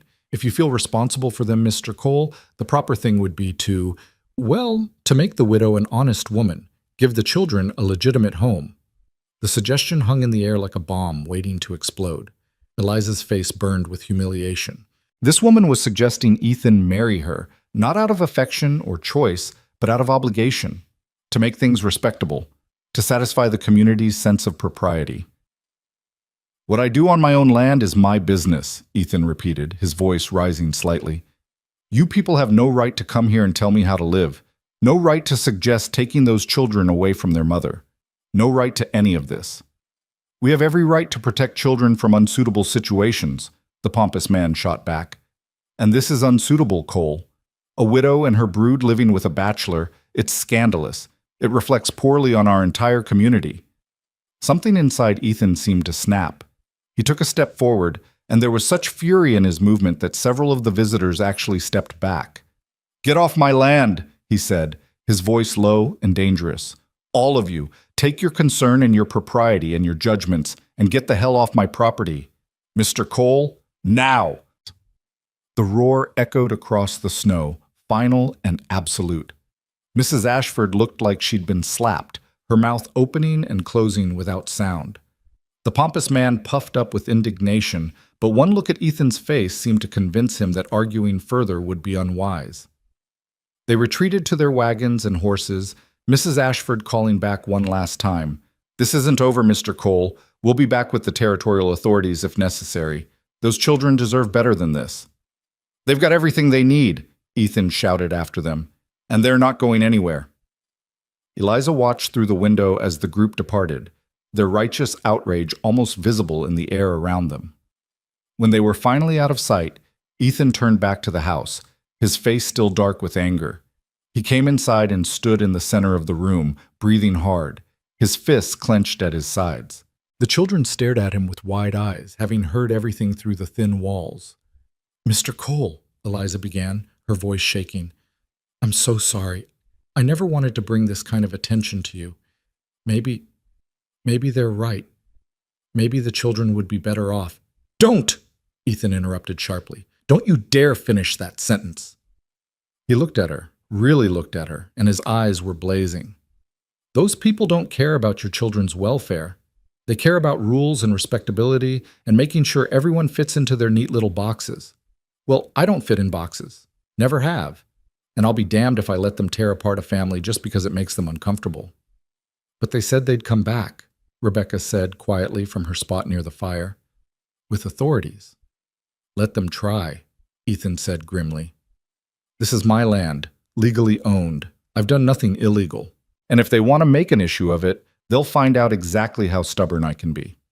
He looked around at all of them, at Matthew and John with their half-carved pieces of wood, at Rebecca holding the baby, at the younger children clustered together for comfort, at Eliza with tears streaming down her face. You're staying, he said firmly. All of you. For as long as you need. For as long as you want. And anyone who has a problem with that will have to go through me first. In that moment, standing in his small house surrounded by her children, Eliza felt something click into place inside her heart. This wasn't just shelter anymore. This wasn't just charity or obligation or one man trying to atone for his sister's death. This was a choice, a deliberate, conscious choice to stand together against a world that wanted to tear them apart. This was belonging. And for the first time since Thomas died, Eliza allowed herself to believe that maybe, just maybe, they had finally found home. The threatened return of the authorities never came. Whether Mrs. Ashford had been bluffing or whether Ethan's fury had convinced them to find easier battles to fight, Eliza didn't know and didn't care. What mattered was that February turned to March, and they were still there, still together, still building something that resembled a life. The thaw came slowly, reluctantly, the prairie emerging from its blanket of white in patches of brown and gray. With the warming weather came work, endless work. The winter had damaged fences, weakened structures, created 100 small problems that needed fixing before spring planting could begin. Ethan worked from dawn until well past dark, and Matthew and John worked alongside him, their young bodies growing stronger with each passing day. Eliza watched her oldest sons transform before her eyes, watched them gain muscle and confidence, watched them learn to move with purpose and pride. They looked at Ethan with something approaching worship, hanging on his every word of instruction, desperate to prove themselves worthy of his time and trust. You're good with them, Eliza told Ethan one evening as they stood together watching the boys practice the post-hole digging technique he'd taught them. Better than their father was, if I'm being honest. Ethan looked uncomfortable with the compliment. Thomas More was a good man. Everyone said so. He was, Eliza agreed, surprising herself with how easily she could say it now. But he was gone a lot, working whatever jobs he could find. The boys barely knew him. You've taught them more in 4 months than he taught them in their whole lives. They're good workers, Ethan said gruffly. Smart. Pay attention. They worship you, Eliza said softly. You know that, don't you? Ethan's jaw tightened and he turned away from her scrutiny. They shouldn't. I'm just teaching them what they need to know to survive. That's exactly why they do, Eliza countered. Because you're preparing them for life, giving them skills and knowledge and the confidence to use both. Do you have any idea how rare that is? How precious? He didn't answer, just walked away to check on something in the barn, but Eliza saw the tension in his shoulders and knew her words had affected him more than he wanted to admit. As the weather improved, Eliza threw herself into making the homestead not just functional, but beautiful. She attacked the vegetable garden with fierce determination, expanding it, planning what they would plant come full spring. She cleaned every corner of the small house until it gleamed. She mended Ethan's clothes, patched his worn shirts, even attempted to make curtains from fabric she'd carefully unpicked from her own spare dress. You don't need to do all this, Ethan said one afternoon, finding her elbow deep in a bucket of wash water, scrubbing his work shirts until her knuckles were raw. I want to, Eliza replied firmly. You've given us so much. Let me give something back. You're already working too hard. The garden, the cleaning, the children, the cooking. I can handle it. Eliza. He'd started using her first name sometime during the long winter, though she couldn't remember exactly when the transition had happened. You're going to wear yourself out. She looked up at him, her hands still in the soapy water. I need to be useful, Ethan. I need to contribute. Can you understand that? Something in her voice must have reached him because he nodded slowly. Just don't kill yourself trying to prove your worth. You've already proven it. The words settled into Eliza's chest like warm stones, and she carried them with her through the long days that followed. Rebecca turned 14 in late March, and Eliza was startled to realize how much her daughter had grown. The girl was nearly as tall as Eliza herself now, her movements gaining a grace that spoke of approaching womanhood. She'd taken on so much responsibility with the younger children, becoming a second mother to them, and sometimes Eliza caught glimpses of the woman Rebecca would become, strong, capable, kind. "Mama," Rebecca said one evening as they worked together preparing supper, "can I ask you something?" "Of course, sweetheart. Do you think we'll stay here? Permanently, I mean?" Eliza's hands stilled over the bread dough she was kneading. "I don't know. Why do you ask?" "Because the little ones are starting to think of this as home," Rebecca said carefully. "They're getting attached. To the house, to the land, to—" She paused, then finished quietly. "To Mr. Cole." "And you?" Eliza asked. "Are you getting attached too?" Rebecca smiled, a small, knowing smile that made her look far older than 14. "I've been watching you, Mama. The way you look at him when you think no one's paying attention. The way he looks at you." Heat flooded Eliza's cheeks. "Rebecca, that's not—" "It's all right," Rebecca interrupted gently. "I think it would be good, for all of us. He's a good man, and we need him. But more than that, I think he needs us too." Eliza stared at her daughter, stunned by the perception in those young eyes. "We can't presume anything," she said finally. "Mr. Cole has been generous beyond measure, but that doesn't mean he wants to be permanently tied to a ready-made family. He has his own life, his own plans." "Does he?" Rebecca challenged. "Because from where I stand, he looks like a man who's been waiting for something to fill up all the empty spaces in his life. And we've done that. Look around, Mama. This house has life in it now. Laughter, purpose. He's different than he was when we first came. Less alone." Eliza wanted to argue, wanted to caution Rebecca against hope that might be misplaced, but she couldn't, because her daughter was right. Ethan had changed. The hard edges had softened. The silences had grown more comfortable. The way he moved through the house, their house, it felt like now, had shifted from reluctant tolerance to something that looked almost like contentment. But contentment wasn't the same as commitment, and Eliza had learned the hard way not to build dreams on unstable foundations. April brought rain, torrential rain that turned the prairie into a sea of mud and tested every roof and wall on the property. The small house leaked in 3 places, and Eliza spent a miserable night moving buckets around to catch the drips while the children huddled together trying to stay dry. The next morning, Ethan climbed onto the roof despite the continuing drizzle and spent the entire day patching and repairing. When he finally came down, soaked and exhausted, Eliza had hot coffee waiting and a towel for him to dry off with. "Thank you," she said simply. He accepted the coffee, wrapping his cold hands around the cup. "Roof should have been fixed before winter. I let it go too long." "You didn't know you'd have 13 people depending on it," Eliza pointed out. "Maybe not," Ethan agreed. "But I do now." The simple statement held weight beyond its words. I do now.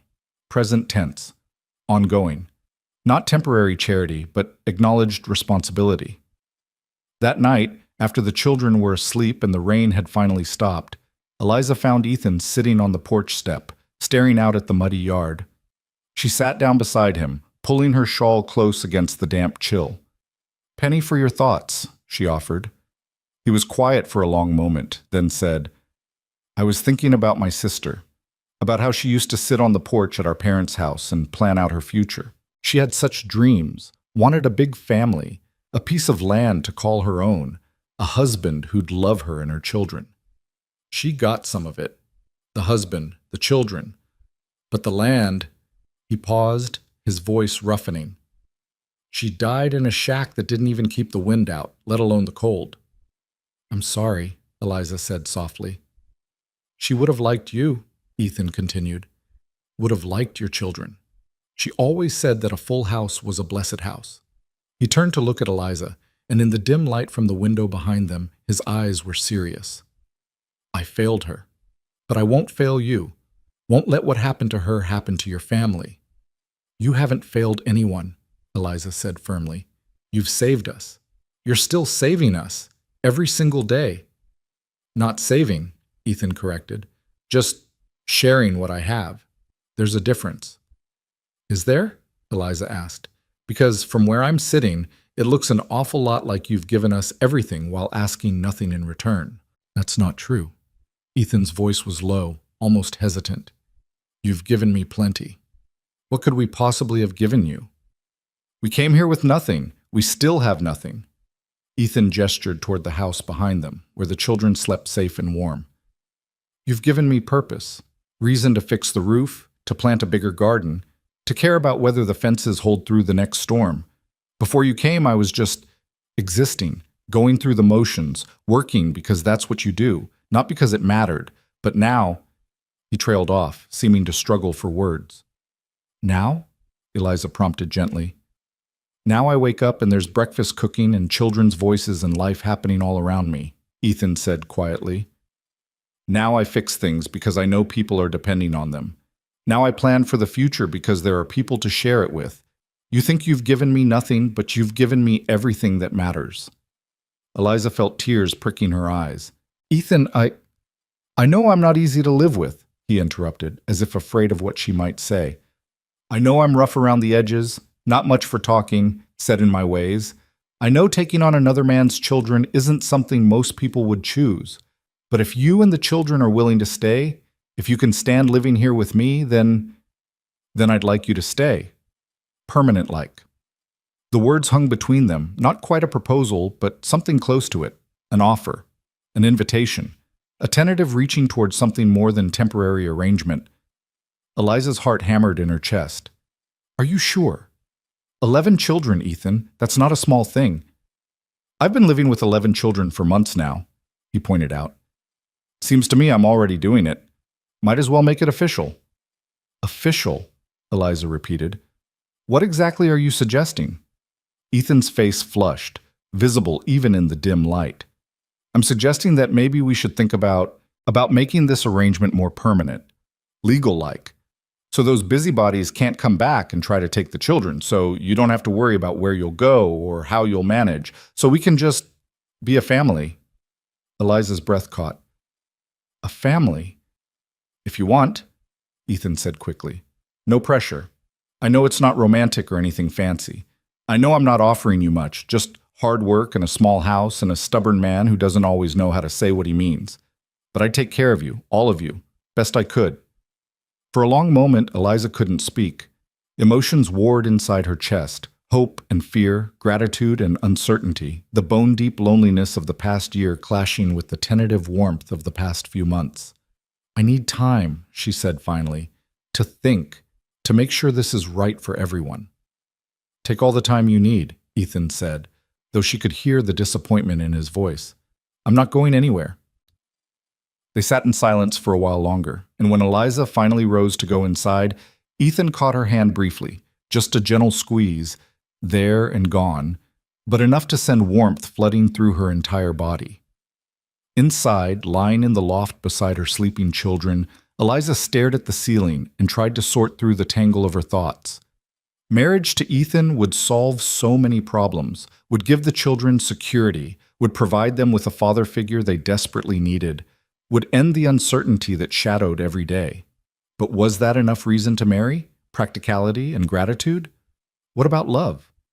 The question haunted her through the days that followed. She watched Ethan with new eyes, paying attention to things she'd been trying not to notice. The way he patiently taught little Joseph how to whistle. The way he listened when Sarah chattered endlessly about nothing. The way he made sure Matthew and John took breaks from their work, reminding them they were still boys, not machines. The way he looked at Eliza herself when he thought she wasn't watching, a look that held warmth and something that might be longing. Could she love him? Or more accurately, was she already starting to? The answer came unexpectedly on a warm May morning. Eliza was in the garden, her hands deep in the soil, when she heard a commotion from the direction of the barn. She stood quickly, her heart jumping into her throat, and saw Matthew running toward the house, his face pale. "Mama! Mama! Come quick! It's Mr. Cole!" Eliza dropped her trowel and ran, her skirts tangling around her legs. She found Ethan on the ground near the corral, his leg bent at an unnatural angle, his face white with pain. John stood over him, looking terrified. "What happened?" Eliza demanded, dropping to her knees beside Ethan. "Horse spooked," Ethan managed through gritted teeth. Through me. Legs broken. Eliza could see that for herself. The break was bad. Not compound, thank heavens, but definitely broken. Matthew, ride to Silver Creek and fetch the doctor.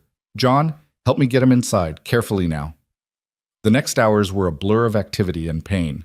The doctor arrived, set the leg with Ethan biting down on a leather strap to keep from crying out, then left instructions for keeping it clean and immobile.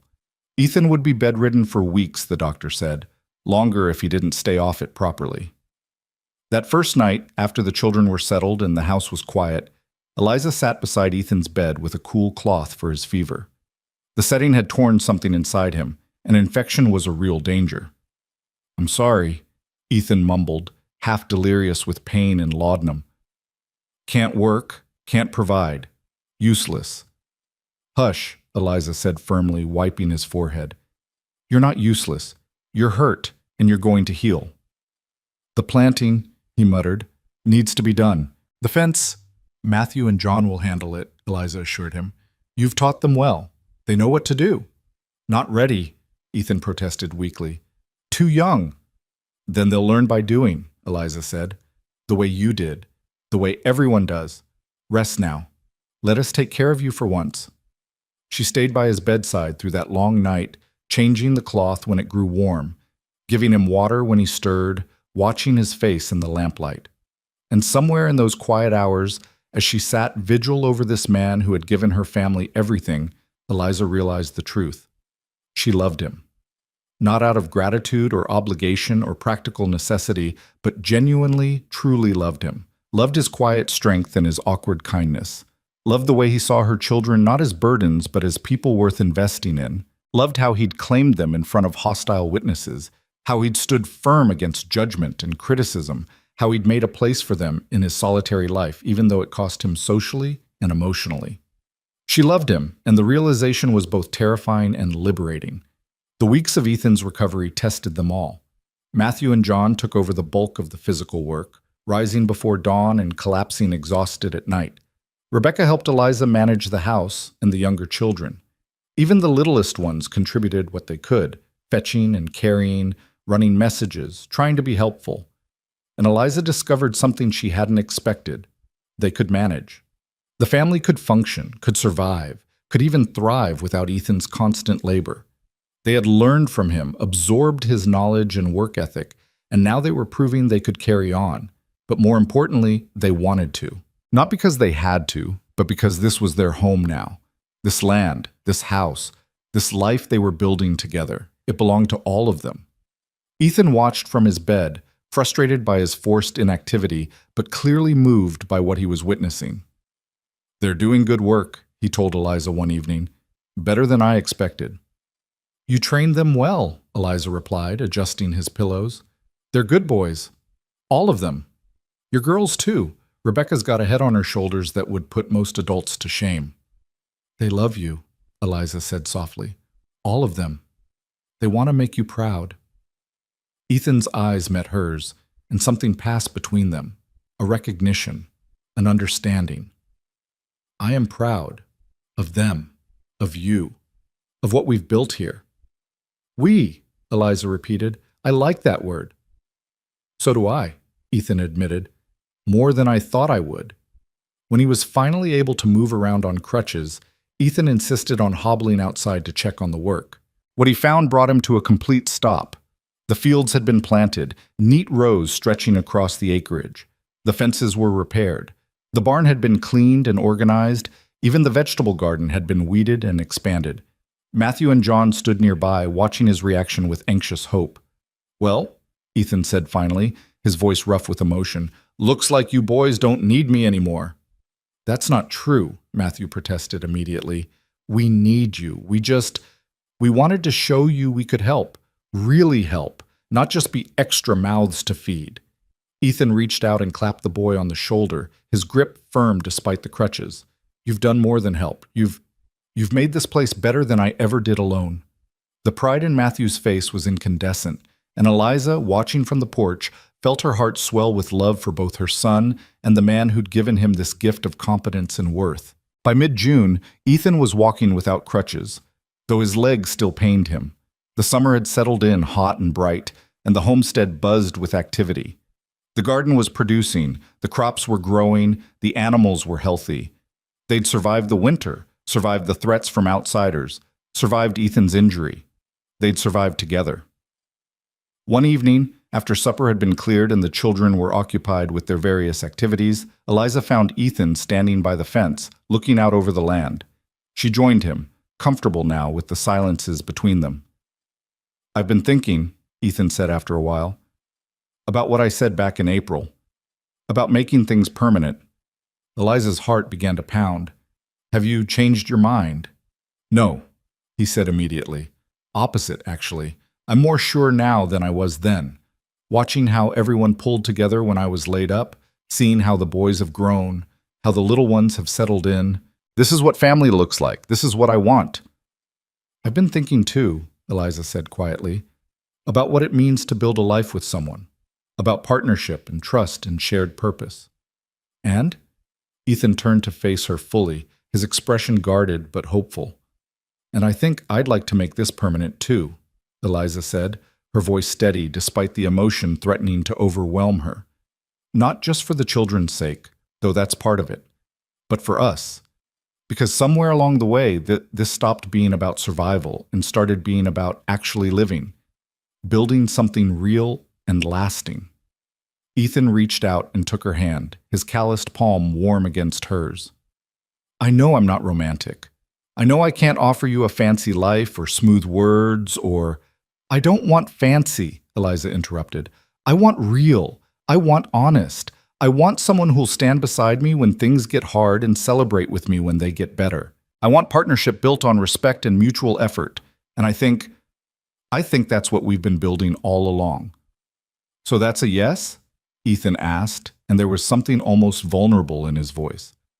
"That's a yes," Eliza confirmed, "to making this permanent, to being a family, to choosing each other deliberately, not just out of necessity." Ethan smiled then, a full, genuine smile that transformed his entire face. "Should probably ask you proper-like, make it official." "Probably should," Eliza agreed, her own smile matching his. But they stood there for a while longer, hands clasped, watching the sunset paint the sky in shades of gold and rose, and neither of them felt the need to rush. They had time now. They had a future stretching out before them, full of work and challenges and ordinary days that would add up to an extraordinary life. They had each other, and they had chosen it. That was enough. The proper proposal came 3 days later, though not in any way Eliza had imagined. She was hanging laundry on the line she'd strung between 2 posts behind the house, the summer sun warm on her shoulders, when Ethan appeared beside her with something small clutched in his hand. "Got something for you," he said without preamble, his face slightly flushed. Eliza wiped her damp hands on her apron and turned to face him. In his palm lay a simple ring, not gold or silver, but carved from dark wood, polished until it gleamed. The craftsmanship was rough but careful, every groove and curve shaped with obvious effort. "Made it myself," Ethan said, his voice gruff. "I know it's not much. Can't afford gold or fancy stones, but I thought maybe something made by my own hands might mean something. Show that I'm serious about this. About us." Eliza reached out with trembling fingers and picked up the ring. It was warm from his hand, surprisingly light, and when she looked closely, she could see tiny imperfections in the wood, places where the knife had slipped slightly, where the grain hadn't quite cooperated. But those imperfections made it more beautiful, not less. They made it real. "It's perfect," she whispered. "Eliza Moore," Ethan said formally, dropping to one knee despite the protest of his still-healing leg. "Will you marry me? Will you be my wife? Let me be a father to your children, build a life with me here on this land? I can't promise it'll be easy. Can't promise riches or comfort. But I can promise I'll work hard every day to provide for you and protect you, and be the kind of man you and your children deserve." Tears streamed down Eliza's face as she looked at this man kneeling before her, this rough, awkward, profoundly good man who had saved her family and then somehow become part of it. "Yes," she said, her voice breaking. Yes, Ethan Cole, I'll marry you. I'll marry. He slipped the wooden ring onto her finger. It fit perfectly, as if it had been made specifically for her hand, and then he stood and pulled her into his arms. It was the first time he'd truly embraced her, and Eliza felt the strength in his body, the steadiness, the promise of safety and partnership. Behind them, a small voice squealed with delight. They broke apart to find all 11 children watching from various hiding spots, behind the corner of the house, peeking through windows, clustered near the barn. They'd been spying, clearly, waiting to see what would happen. "Did she say yes?" Sarah called out, her voice high with excitement. "She said yes," Ethan confirmed, and the children erupted in cheers. They came running then, all of them, surrounding Eliza and Ethan in a chaotic circle of hugs and questions and laughter. Even Matthew and John, trying to maintain their teenage dignity, couldn't hide their grins. Rebecca was crying happy tears, and the little ones were jumping up and down, not entirely sure what was happening but caught up in the joy of it. "Does this mean Mr. Cole will be our papa?" little Joseph asked, looking up at Ethan with wide, hopeful eyes. Ethan crouched down to the boy's level, his expression serious. "If you'll have me. I know I can't replace your real father, and I won't try to, but if you're willing, I'd be honored to be your papa from here on out." Joseph threw his small arms around Ethan's neck, and one by one the other children followed suit until Ethan was buried under a pile of embracing bodies. He looked overwhelmed and uncomfortable and happier than Eliza had ever seen him. They were married 2 weeks later in the small parlor of the territorial judge in Silver Creek. It wasn't the wedding Eliza had once dreamed of. There were no flowers or fancy dress, no crowd of well-wishers, no celebration. Just her and Ethan and the judge and the children as witnesses. Matthew stood as Ethan's best man, his young face solemn with the weight of the responsibility. Rebecca held the baby and tried to keep the younger ones quiet during the brief ceremony.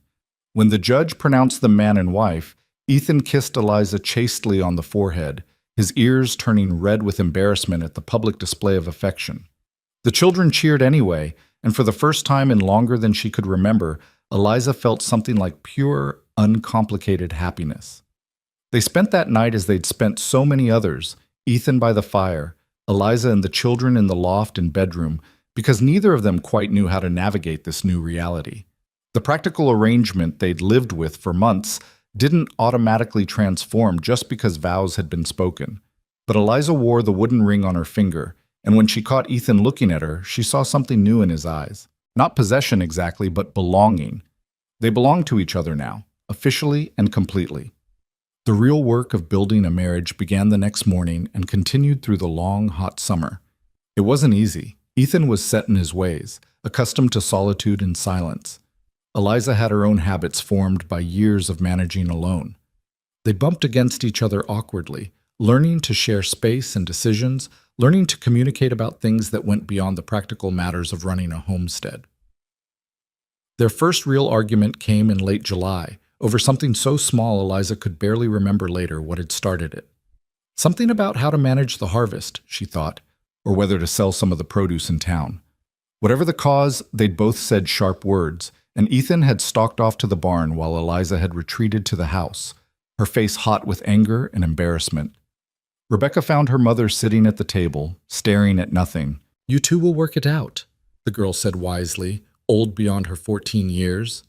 "How can you be sure?" Eliza asked. "Because you both want to," Rebecca replied simply. "That's what makes you different from other couples I've seen. You both actually want this to work. You're both willing to fight for it." She was right, of course. That evening, Ethan came back to the house and sat down across from Eliza at the table. "I was wrong," he said without preamble. "About the harvest? You were making sense, and I was just being stubborn because I'm used to deciding things on my own." "I was too quick to dismiss your concerns," Eliza admitted. "You know this land better than I do. I should have listened more carefully." They talked then, really talked, working through the disagreement until they reached a compromise that satisfied them both. And when they finished, Ethan reached across the table and took Eliza's hand, his thumb brushing over the wooden ring he'd made. "We're going to have more fights," he said. "Probably lots of them. We're both stubborn people." "Probably," Eliza agreed. "But we'll work through them," Ethan continued, "because that's what partners do. They don't run away when things get hard. They stand together and figure it out. Together, Eliza echoed, and the word felt like a promise. August brought a crisis that tested that promise to its core. A drought settled over the prairie day after day of relentless sun and cloudless sky. The crops began to wither. The creek that supplied their water dropped to a trickle. The animals grew restless and irritable in the heat. Ethan worked himself nearly to exhaustion trying to save what he could, hauling water from the deeper well, building shade structures, doing everything possible to minimize the damage. Matthew and John helped, their young faces grim with worry. Everyone knew how much they depended on the harvest. It would determine whether they had enough to eat through the next winter, whether they could afford supplies and necessities. One particularly brutal afternoon, Eliza found Ethan sitting on the porch steps with his head in his hands. She sat down beside him, close enough that their shoulders touched. "Lost half the wheat," he said without looking up. "Maybe more. And the vegetable garden's barely producing. I don't know if we'll have enough." "We'll have enough," Eliza said firmly. "You don't know that." "Yes, I do," she insisted, "because even if the harvest fails completely, we'll figure something out. We'll hunt. We'll fish. We'll make do with less. We've survived worse than a drought, Ethan. We'll survive this too." He finally looked at her, his eyes red-rimmed from sun and dust and worry. "I promise to provide for you, to take care of you and the children. What kind of husband can't even—" "The kind who's doing everything humanly possible," Eliza interrupted. "The kind who works until his hands bleed trying to save the crops. The kind who cares so much about his family's welfare that he's tearing himself apart with worry. That's the kind of husband you are, Ethan, and that's exactly the kind I need." She took his face in her hands, forcing him to meet her eyes. "We're not going to starve. We're not going to freeze. We're going to make it through this together, just like we've made it through everything else. Do you understand me?" Something in his expression cracked, and he pulled her into a tight embrace, his face buried against her shoulder. She held him, while his body shook with silent sobs. All the fear and frustration and overwhelming responsibility he'd been carrying finally breaking through his stoic exterior. "I've got you," Eliza murmured against his hair. "We've got each other. That's what matters most." The drought broke in early September with storms that rolled across the prairie like artillery fire. Rain came in sheets, drenching the parched earth, filling the creek until it overflowed its banks. Too late to save most of the wheat, but the garden recovered, and the late-season vegetables thrived in the renewed moisture. They wouldn't have the harvest Ethan had hoped for, but they'd have enough. Barely enough. But enough. "We're going to need to be careful this winter," Ethan told the family one evening at supper. "Watch every penny, make every resource stretch. It's going to be tight." "We can do tight," Matthew said confidently. "We've done tight before." "And we always had less then than we have now," Rebecca added. "We've got the chickens for eggs, the cow for milk, a full root cellar. We've got each other. That's more than enough." Looking around the table at the children's determined faces, at Eliza's steady confidence, Ethan felt something shift inside his chest. They weren't afraid. They were ready to face hardship together, to work and sacrifice and support each other through whatever came. This was what family meant, not the absence of struggle, but the presence of unity in facing it. "You're right," he said quietly. "We'll be fine." And they were. The winter that followed was lean but not desperate. They rationed carefully, hunted when they could, made every resource count. The children never complained, even when meals were simple and portions small.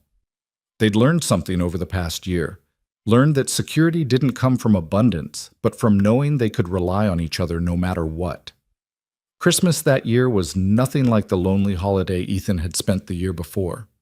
The house was full of noise and laughter, of children singing carols and playing games they'd invented with sticks and stones. Eliza had saved back a bit of sugar and made simple cookies that the children savored like treasures. Ethan carved small wooden toys for the younger ones, working in secret in the barn for weeks. When the children were finally asleep on Christmas night, exhausted from excitement, Eliza and Ethan sat together by the fire. She'd moved her sleeping space down from the loft after the wedding, and though they still maintained a certain awkward distance, they'd grown more comfortable with each other's presence. "Thank you," Eliza said softly. "For what?" "For giving my children a real Christmas, for making them feel safe, and loved and like they belong somewhere. They do belong, Ethan said. This is their home. Our home. Eliza reached over and took his hand, lacing her fingers through his. I love you, she said, the words coming out in a rush. I know we haven't talked about that much, and I know our marriage started as more of a practical arrangement, but I need you to know I love you, Ethan Cole. Not out of gratitude or obligation, but because of who you are, because of how you love my children, because of how you've shown me what real partnership looks like. Ethan stared at their joined hands for a long moment, and when he spoke, his voice was thick with emotion. I love you too. Have for a while now, actually. Just didn't know how to say it. Didn't know if you'd want to hear it. I want to hear it, Eliza whispered. Every day. If you're willing. He pulled her closer, and she rested her head against his shoulder, feeling the steady beat of his heart through his shirt. Outside, snow began to fall again, soft and silent, blanketing the prairie in white. But inside the small house, warmth and love pushed back against the cold. Spring came again, as it always did, and with it came new challenges and new joys. The garden was planted larger than ever, with all the children helping. The fields were sown with hope for a better harvest. The animals multiplied, adding to their modest prosperity. One warm April morning, Eliza realized she'd missed her monthly courses. At first she dismissed it as stress or age. She was past 35 after all. But when it happened again, and then a third time, she couldn't deny the truth. She was pregnant. The realization terrified her. 12 children. She would have 12 children. At her age, with all the risks that came with pregnancy and childbirth, with another mouth to feed when resources were already stretched thin. But beneath the fear was something else. Joy. Pure, uncomplicated joy at the thought of bringing Ethan's child into the world, of giving him this gift after he'd given her family so much. She told him one evening as they worked together in the barn, her words tumbling out nervously. Ethan went completely still, his hands freezing on the leather tack he'd been oiling. A baby, he repeated, as if testing the words. Our baby. Yes, Eliza said.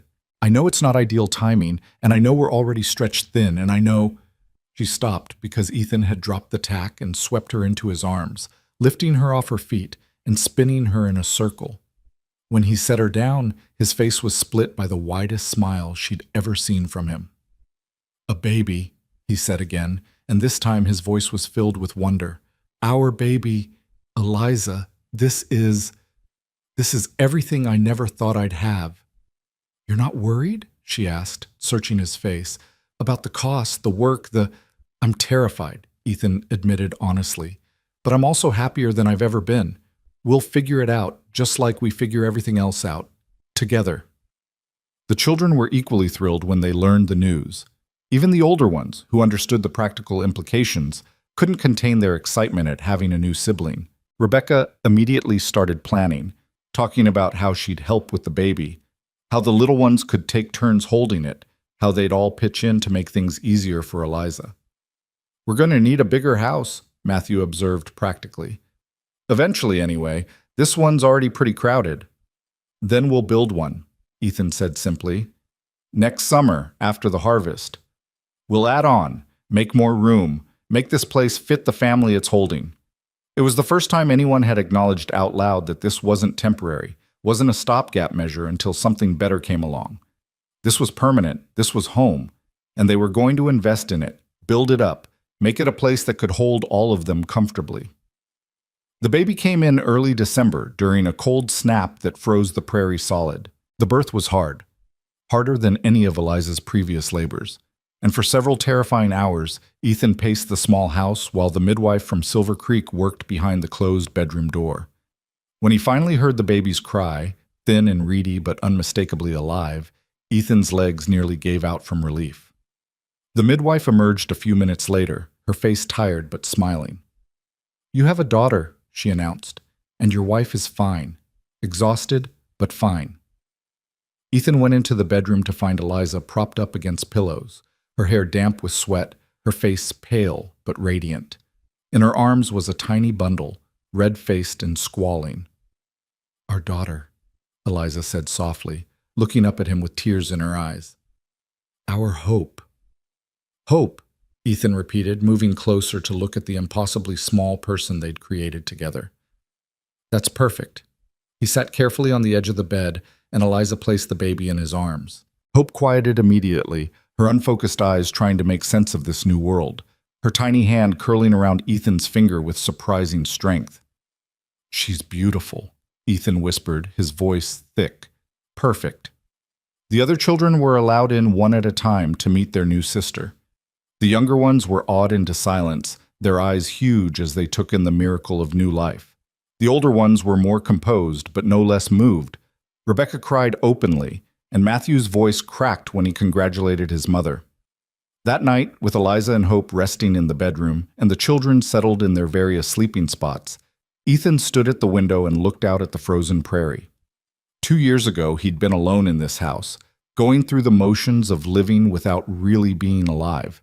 He'd been haunted by his sister's death, convinced that he'd failed in the most fundamental way possible. Now his house was full of children, 12 of them, counting the baby. His wife slept peacefully in the next room, recovering from bringing their daughter into the world. His stepsons had become the sons of his heart, working beside him every day, learning and growing. His stepdaughters had brought warmth and care and gentleness to a house that had known only harsh practicality.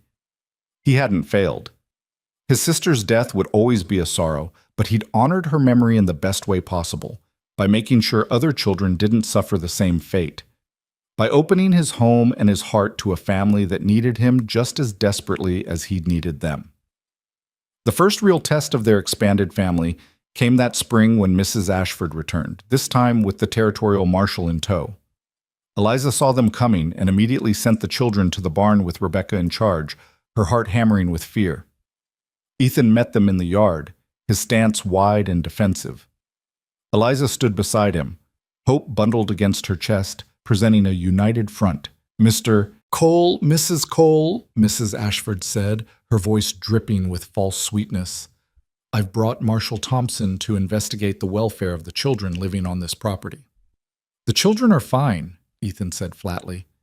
Nevertheless, the marshal needs to see for himself, Mrs. Ashford insisted.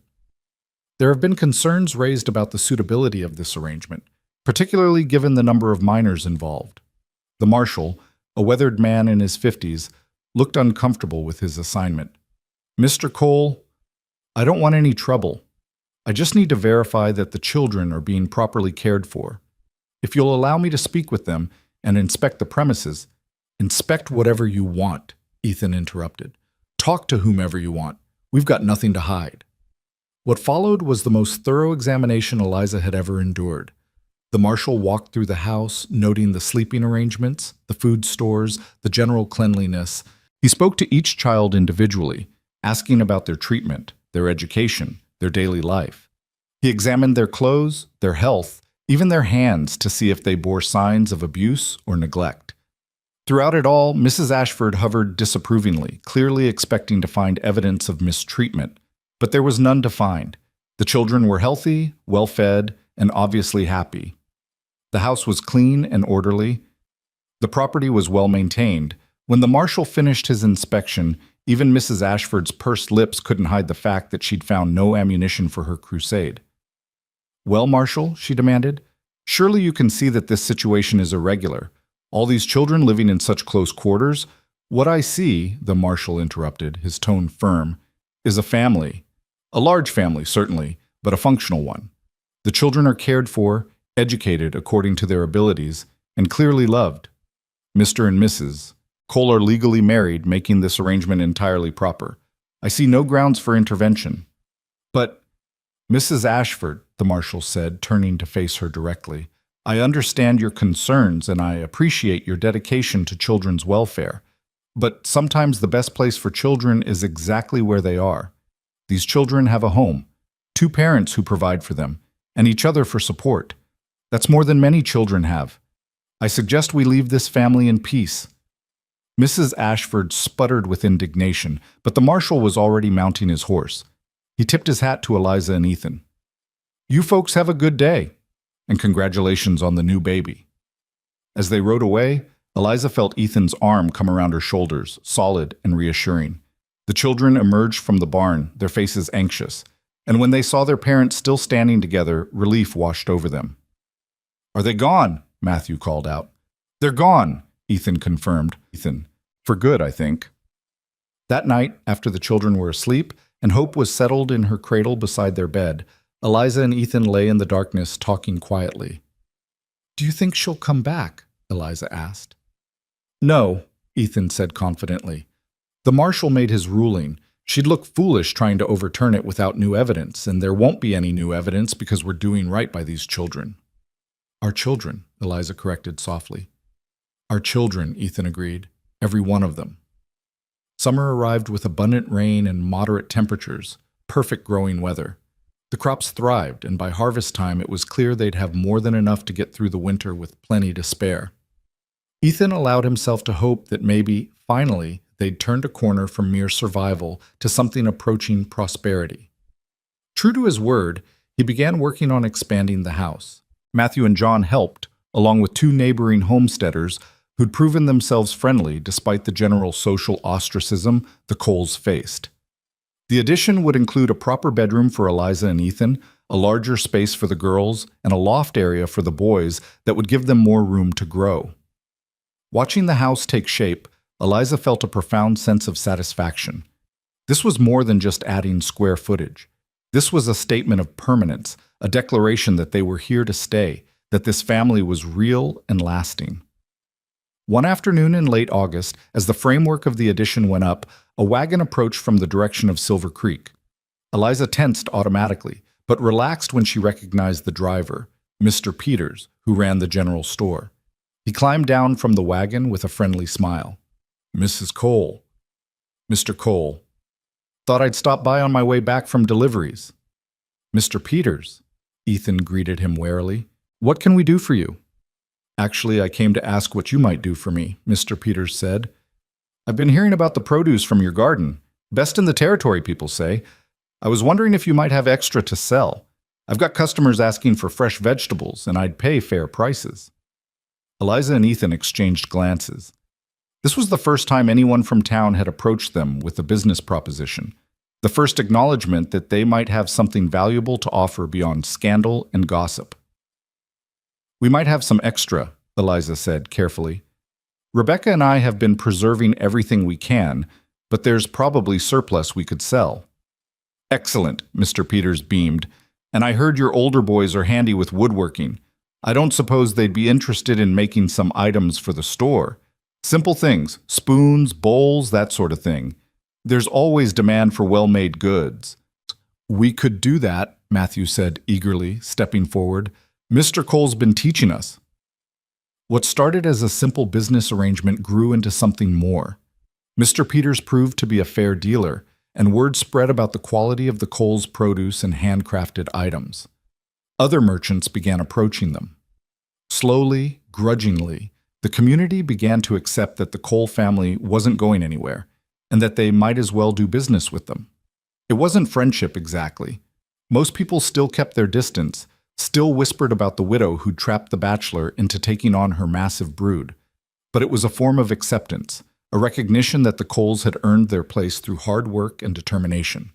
By the time Hope celebrated her first birthday, the expanded house was complete and the family's prospects had improved dramatically. They weren't wealthy by any means, but they were stable in a way that had seemed impossible just 2 years earlier. On Hope's birthday, they gathered around the table for a simple celebration. Eliza had made a small cake with precious sugar, and the children sang while Hope clapped her hands and laughed, looking around at her family, at Ethan's proud smile, at the children's happy faces, at the home they'd built together from nothing but determination and love. Eliza felt a peace she'd never thought she'd know again. "What are you thinking?" Ethan asked quietly, reaching over to take her hand. "I'm thinking about the night we arrived," Eliza said, "how desperate we were, how certain I was that we wouldn't survive. And now? Now I know that sometimes the worst moments lead to the best outcomes," Eliza said. "We lost everything, but we found this, found you, found home." Ethan squeezed her hand, his wooden ring, he'd carved one for himself to match hers, pressing against her fingers. "Best thing that ever happened to me was opening that barn door and finding you there. Best thing that happened to me was you letting us stay, Eliza countered. We're staying forever, right, Mama? Little Sarah asked, having overheard their conversation. Forever, Eliza confirmed, looking at Ethan. This is our home now. Our forever home. Forever, Ethan agreed, and in his eyes Eliza saw the truth of it. They'd been tested by weather and poverty and social censure. They'd faced down those who wanted to tear them apart. They'd survived drought and injury and the simple, grinding work of building a life from scratch. And they'd done it together. The years that followed brought more challenges. There were always challenges, but also more joys. Matthew grew into a man, eventually claiming his own piece of land adjacent to Ethan's and building a house there with his father's help. John followed a few years later. Rebecca married a good man who saw past her humble beginnings to the remarkable woman she'd become.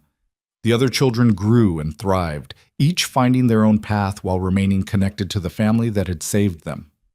Eliza and Ethan had 3 more children together, each one welcomed with the same joy as Hope had been.